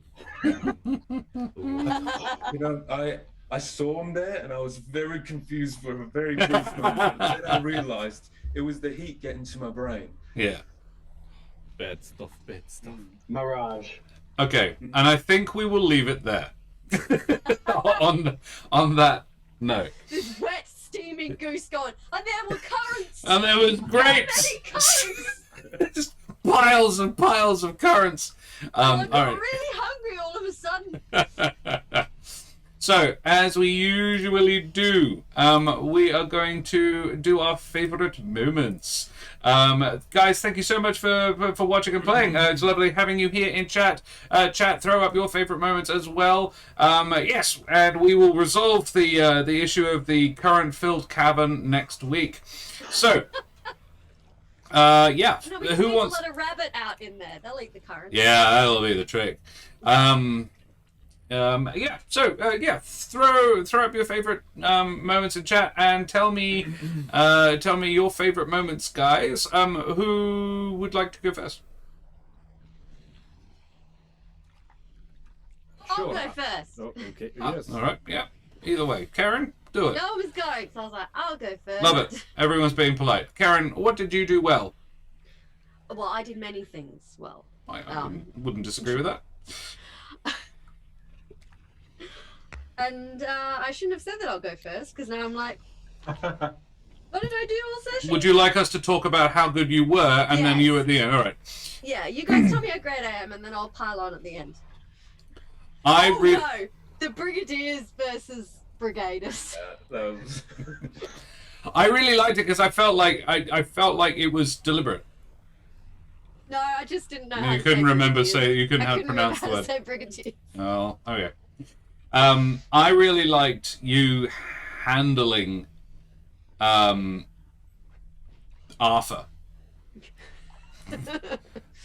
It's like, why don't I can't remember, like, but yeah, you and Eric were both like, thanks for the help. Why don't you? Yeah, you get the claw. We'll. Yeah, let him get the spine. Yeah, I enjoyed that. That was funny to me. Stop it. She's trying to get something. My dog is trying to get something under the desk. You want to hop up? Come on, come around here. Keep going, Brendan. I'm really enjoying the dynamic that is forming between the four of us with Yeah. Kesh at the head, Yeah, and a little hierarchy has already kind of established itself, which is really interesting.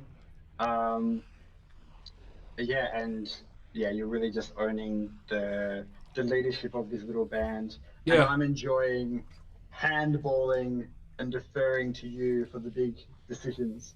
yeah,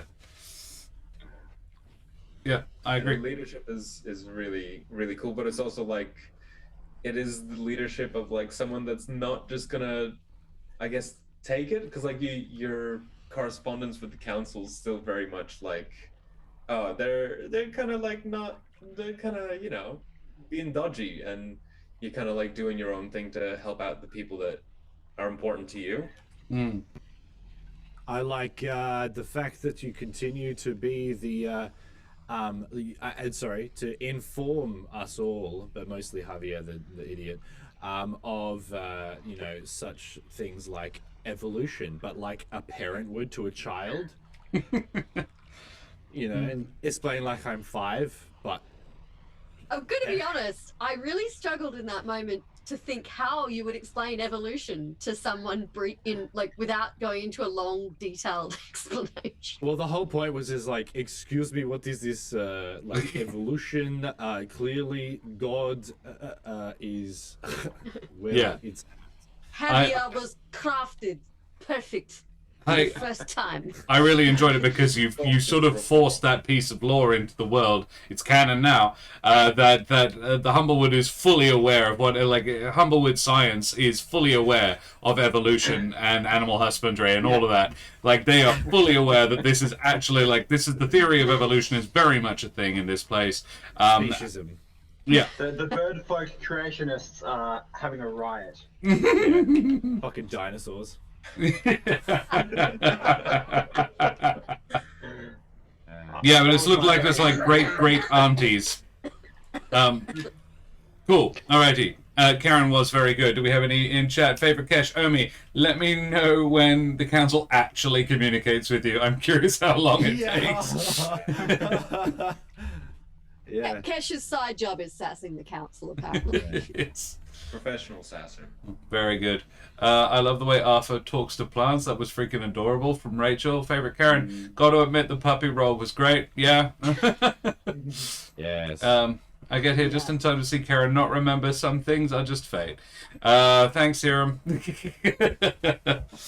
Alrighty, let's talk about somebody else. I think Josh was about ready to talk about himself. Himself. Apologies. Thank you. I appreciate that. Yes. So I really enjoyed a lot of it. I did like the little moment we had, Eric. This little kind of like friend. I like. Oh, so cute. I enjoyed. What did I enjoy about what I did with this? I love the fact that I have a little shard. It made it very rooted in reality for me. And I like that I'm staying my ground with the things that I say like 5 minutes earlier.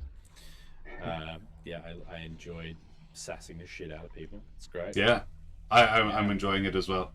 You guys are very supportive of and actually put up with a lot of shit, and I like it. My favorite Javier moment was the introduction with Gabby. And just sort of steps in. Hello, I am Javier, and she like mispronounces your name slightly, like does her best.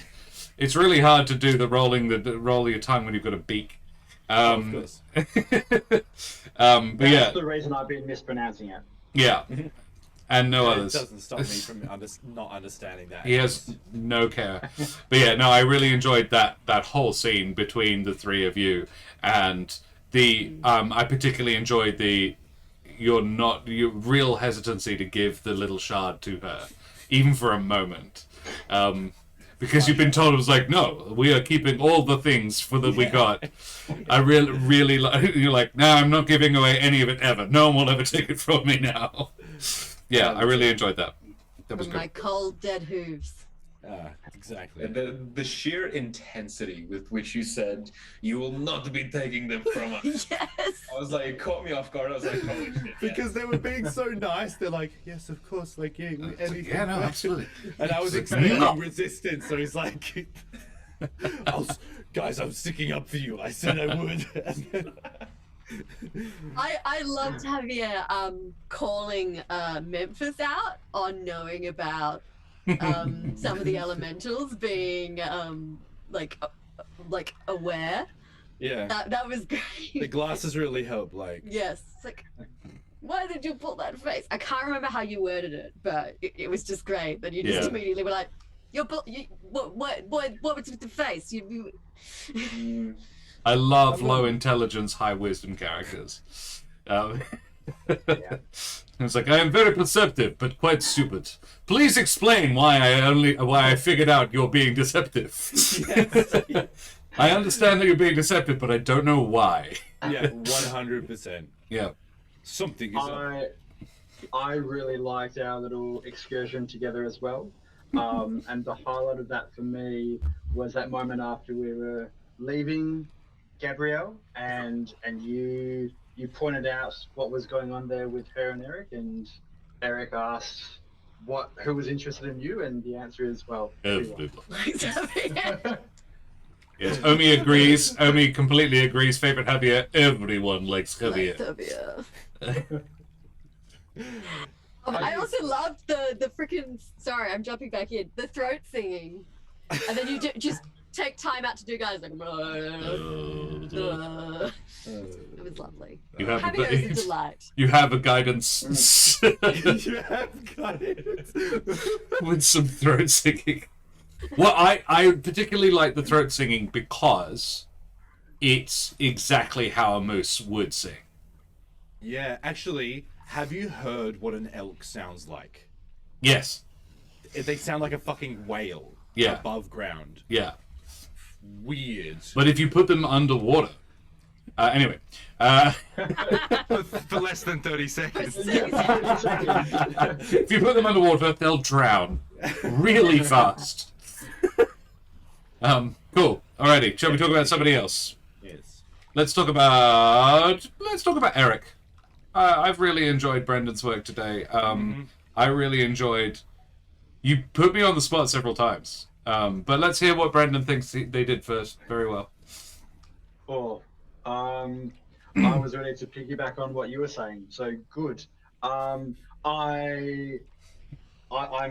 really enjoying exploring the connection to fire and the connection to heat.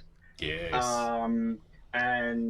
But I mean it's the most recent thing, but it stands out for me when Eric was the first to test the temperature of the water, and it felt fine to him. And I thought, well, obviously that's because of his thing, but I don't think Eric would have that kind of insight.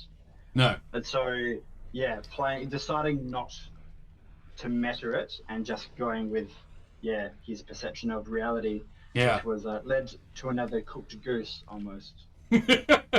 I am really enjoying that because it's not planned out. I haven't really gone to and Eric won't feel this is hot, but everybody else will.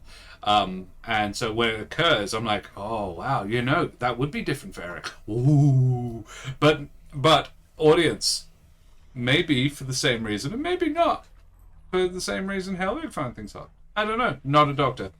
My favorite Eric was going back to the halls of the tenders, saying, "No, I won't bother Havel.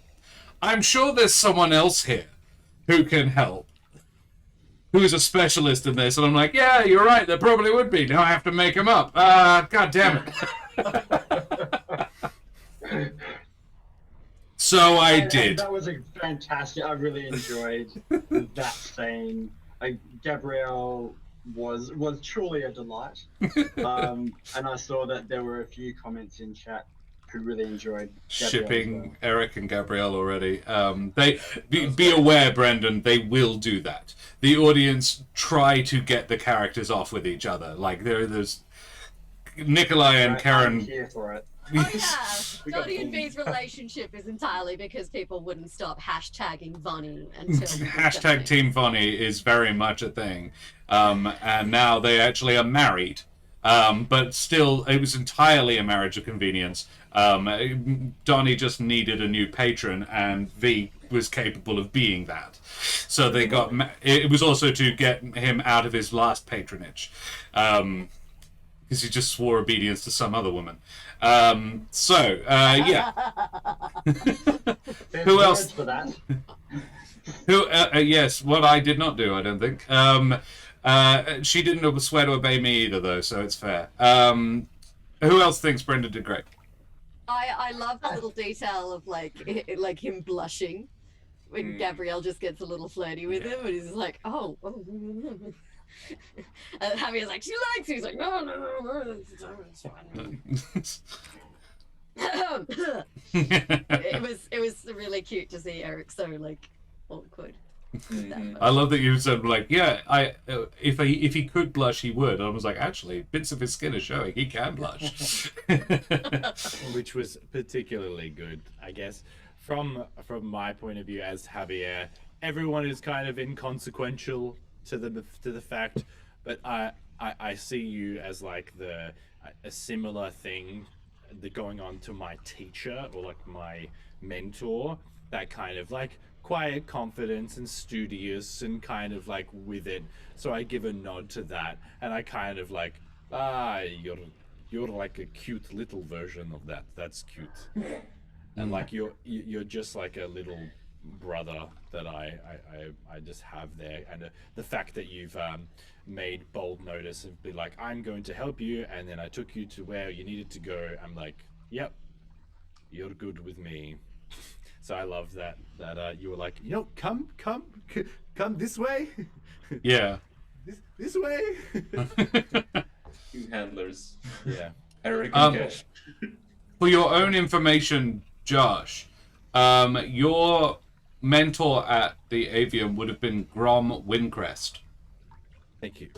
Who is also a servant. Yes. And he's the head of the clerics educated like order. You would have also worked very much with Gilder Nightseed. That's what I was talking about. Yeah, Gilder and Grom, they're very different. Grom is quite young as well. Grom is very little old, not much older than you, and whereas Gilder is quite elderly. Yeah, I just quickly looked that up because I couldn't remember who the head cleric was. Yeah. Yeah, cool, splendid. Anybody else have nice things to say about Brendan, or shall we move on? There was like one moment where I think you, as the DM, were like asking, "Oh, what do you mean by like that compliment to Eric?" Oh yeah. And it was such a genuine coy, like, "Oh, nothing." This is being nice. It was like, Actually, I do remember something from the very beginning. You, the way that you just decided to do your healing spirit. I really liked the flavor. Yeah. I enjoy a bit of flavor with the spells, and we were like, "Oh yeah, you're just gonna do? Oh okay, good. Yeah, very nice." It's the whole point of the doing it live. The audience has to be able to see it. Theater of the mind. All right. Well, let's talk about who haven't we talked about? Arthur. Let's talk about Arthur. Arthur's a lovely old goose. I wrote down a favorite moment for Arthur. Take that, Serum. Fuck. All right, Karen, give it up before somebody steals it. Arthur deciding he wanted the spine. So I'm gonna take the claw. I want the spine. Rip the spine out. I want the spine. I'm so sad you did. Like I know you. And just the description of wanting to rip it like revving a lawnmower was just so good. Yeah, like it would have invalidated the rules I'd written for it, but I was like, no, it's such a good idea. I'd let him have it if he rolls high enough. I arbitrarily set the AC at 20, but you had advantage with a plus 1d4. It was gettable, but it wasn't going to be easy. And I was like, I'll give it to him if he gets a 20 because it's cool, and also because I've written rules for it, and it's also a pretty cool thing to have. So I kind of want you to have it. But yes, I also do have to stick to my own rules. Otherwise, I just give you too many fancy effort things. Go for it. I do have a moment. Yes, it was you with the nat 1 on the deception and the role playing afterwards. We've got nothing. We got no stones. Not a claw. The stones definitely that we don't have. They definitely don't glow. Yeah, we don't have a glow. No, not glow. Definitely not the glowing rocks. No Yeah. fang. Definitely no Beautiful. fangs. Yeah, it was great. That was lovely. Beautiful. Thank you for role playing your shit dice roll. Yeah, absolutely. Yeah, absolutely. yes, it's fun as the Oh. moment. And attached to that, it's the when you're like, oh, time to do some dental work, like, With his axe. yeah. I think my favorite Nikolai would be right at the very end. The it's a two-parter. One, the frantic tugging, and secondly, the admission that I panicked. It was really hard, and I panicked. I'll be honest, I panicked. All right. I was like 9. Oh, I'm sorry, I couldn't count. I was like, "Whoa, get me out of here!" But it was like, "Come down quick! I think there's a thing." Yeah, that was lovely. Brendan, do you have anything before I say another one? Please go ahead. It's got a lot of uses. Can you do the finger? Yeah. That was that was so good. A lot of the good ones have already been taken, but when we had that little interval back in town before we were waiting to go again, and it's like enough is like, well, I don't have anything to do. Back to the pub. I got flashbacks of my uni days. Well, we don't have to be at class for 45 minutes. Yeah. Gav, get on I'm the going beach. towards the light. Yes, yes. Yes. Yeah. Solid one-liners. Very nicely done. Alrighty. Yeah. Cool. All right. I Favorite forgot. DM moment? Yeah, I was just gonna read some from chat. There's a favorite Eric from Omi saying the shop scene. Yeah, that was nice. Yes. Cool. Alrighty. Well, go on then. Tell me how good I am. My favorite me moment was Gabby. I really enjoyed Gabby. Gabby is. I was like, okay. You know NCIS? Yep. Yeah. Gabby from NCS. Is it Gabby for? I think it's NCIS, or is it? Yeah, it's no, it's one of NCIS. them. Yeah. That's who I based it as. Gabrielle. That's who Gabrielle is based on. Very Yeah. familiar. Yeah, That very one. familiar. The quirky lab person. Yeah, the quirky goth. Yeah. Yeah. Which is why she's a Corbin. Yes. Exactly. Yeah. And I was like, Gabby, but not Gabby. Gabrielle. Yeah, Gabrielle. There you are. There we go. Boom. And I tried to mimic the physicality. I really liked. Yeah. I love coming up with NPCs on the fly. I hate it, but I do enjoy it as well. Like I love it when I get it right. I love it when I make a good one. Oh, it's good. Yeah. It's good. That. Yeah. Fantastic. I think you nailed it. I really loved that scene. Get used to it because I will now find. No, this is fine. Twice in 2 sessions, so Yeah. every opportunity I get now. I was like, Havel could definitely help you out. No, you don't want to go to Havel. All right, fine. All right, God. Yeah. Oh, And sure. You know what? That little moment of interaction with the tender as well. I have her name Viola. somewhere. Yeah. Is it Violet or Viola. Viola. Viola. Yeah. Yeah. I was just expecting that to kind of be a throwaway moment, but we got like a nice bit of interaction which led to the discovery of the intelligence that they're acting with. So that was really nice as well. Yeah, because that wouldn't. I hadn't planned it, but yeah, that was the fact that came up. Yeah, really cool. Thank you. I did like the crafting-esque situation that you were going on, like that. Sorry, not the crafting, when we were getting The stuff harvesting. from Yeah. harvesting. Like Yeah. my initial thing was being like, "Oh, I've done some harvesting things before, and this can be like a long process, and it can just." But you made it interesting, which is what you want it to be, because like just being that kind of thing we were saying before, just like you loot it, you get the stuff. Yeah. It was nice to actually have a feel like it felt like there were 3 people like looking around the actual whole body of this thing, gave it a bit of size and purpose. And the fact that you explained that the thing was deteriorating and that you could see the heat sources still, instead of it just like the rest of it where it burst into ashes, it felt like a physical thing. Interactable. Thank you. Yeah.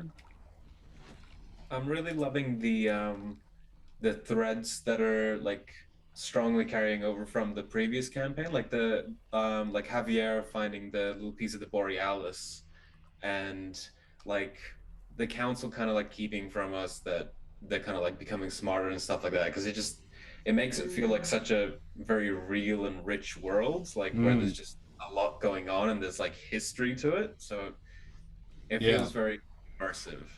I'm glad you feel that way, because I was worried that I was like, holy hell, we are 2 and a bit seasons of Humblewood already, that these guys don't know that their characters, but fortunately their characters all don't know very much of either, so that's how we get away with it. And I'm just trying not to overload too much on the back end.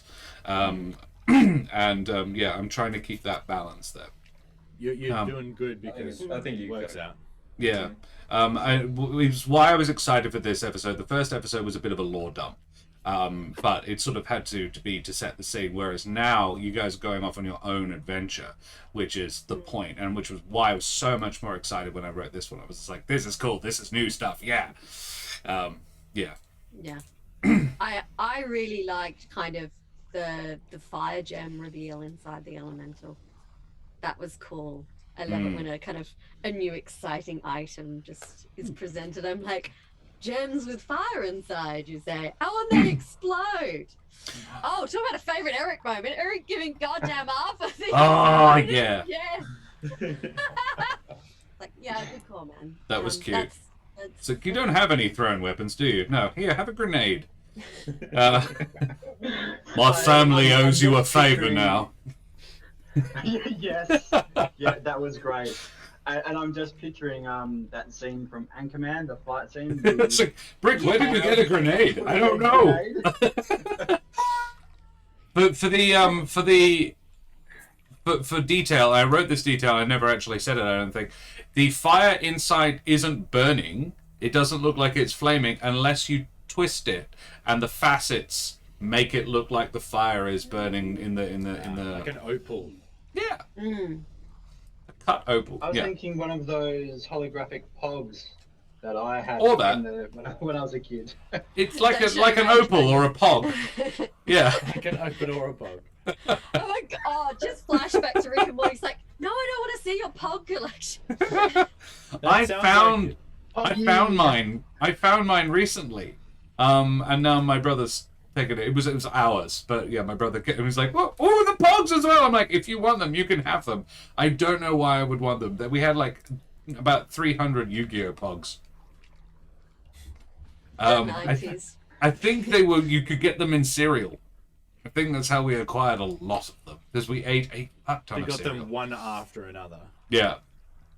Anyway, we should go away from here now because we've been streaming for a while. But it's been really fun. Yeah, Eric is the Humblewood McGee now. Oh, amazing! Yes. That sounds like a story I need to be. No, as in about. McGee from NCIS, the one who's got a bit of a thing for Gabby. Yeah. I pay that. Yeah. Yeah, a little awkward. It was like, hey, Gabby, maybe you want to go to a movie tonight? It's like, no, sorry, I've already got plans. But yeah.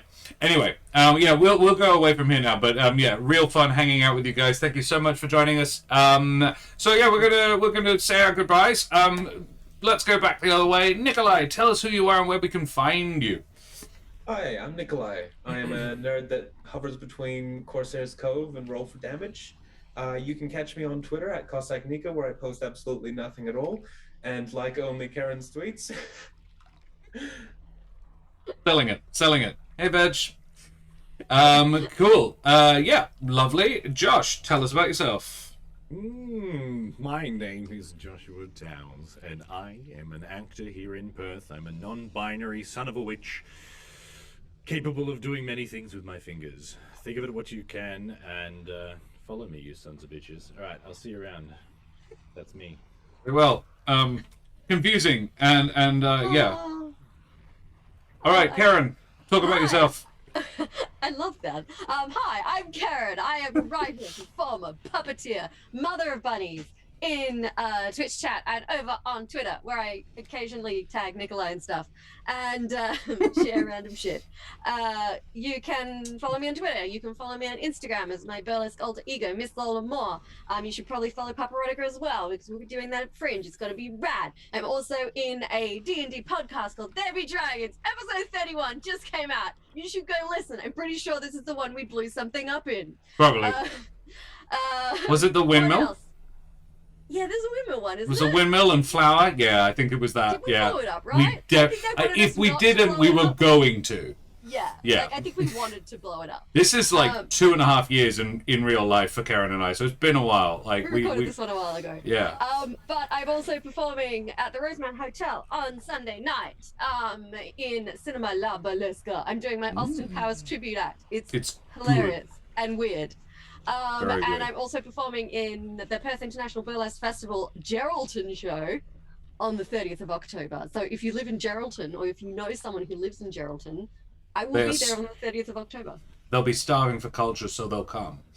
Alrighty. And I don't that's say... everything. Yeah, Karen cool. out. Karen does many, many things. You could also follow Corsair's Cove on all the socials. I put them up in chat as well. Here we go. Right, Brendan, tell me about yourself, Brendiggity. Yes, I'm a actor and director. I am in a show, Murder at Cafe Noir, which is an interactive murder mystery with cabaret style seating, with everything going on around you. We open tomorrow. That's through Life on Hold Productions, and we're doing that this Friday and Saturday, and next Friday and Saturday at the Melville Bowls Club. So check that out. That should be cool. I will also be doing a thing at Fringe through Perth Playback Theatre, so keep an eye out for that. And I have other internet-y things in the pipeline, so stay tuned, and I'll be here next week. Lovely. You will be, indeed. I hope so, otherwise we're a bit up a creek. Marvellous. Alrighty, and ladies and gentlemen, mesdames et messieurs, dames und herren, and beings of indeterminate gender and persuasion, I am Josh the Pirate. I have been your humble DM and storyteller for this evening. If you like my face and voice, you can find me in Paparotica at Fringe World, and generally infesting the art scene in Perth.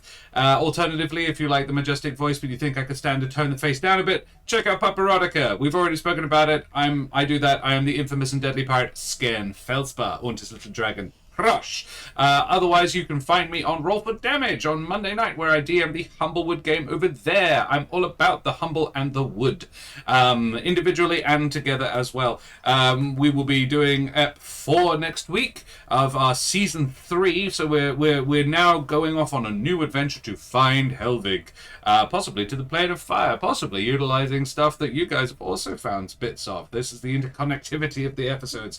Right, splendid. Well, I think we should go away from here now. We need to raid somebody. Now, Captain Ghazi may well be streaming. Let's make certain that they are.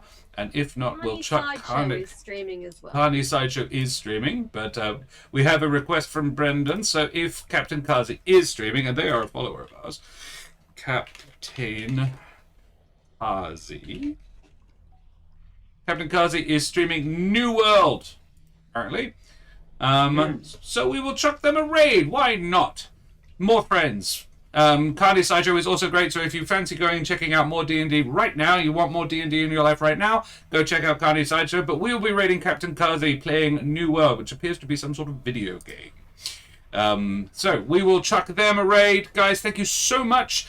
Please chuck up your favorite raider modes in chat and tell them where you came from. Captain Kazi is a follower of ours and was here last week, so we hope you have a lovely evening. We will be back next time, same place, same channel next week, and we will see you then, hopefully. Take care, everybody, and say goodbye.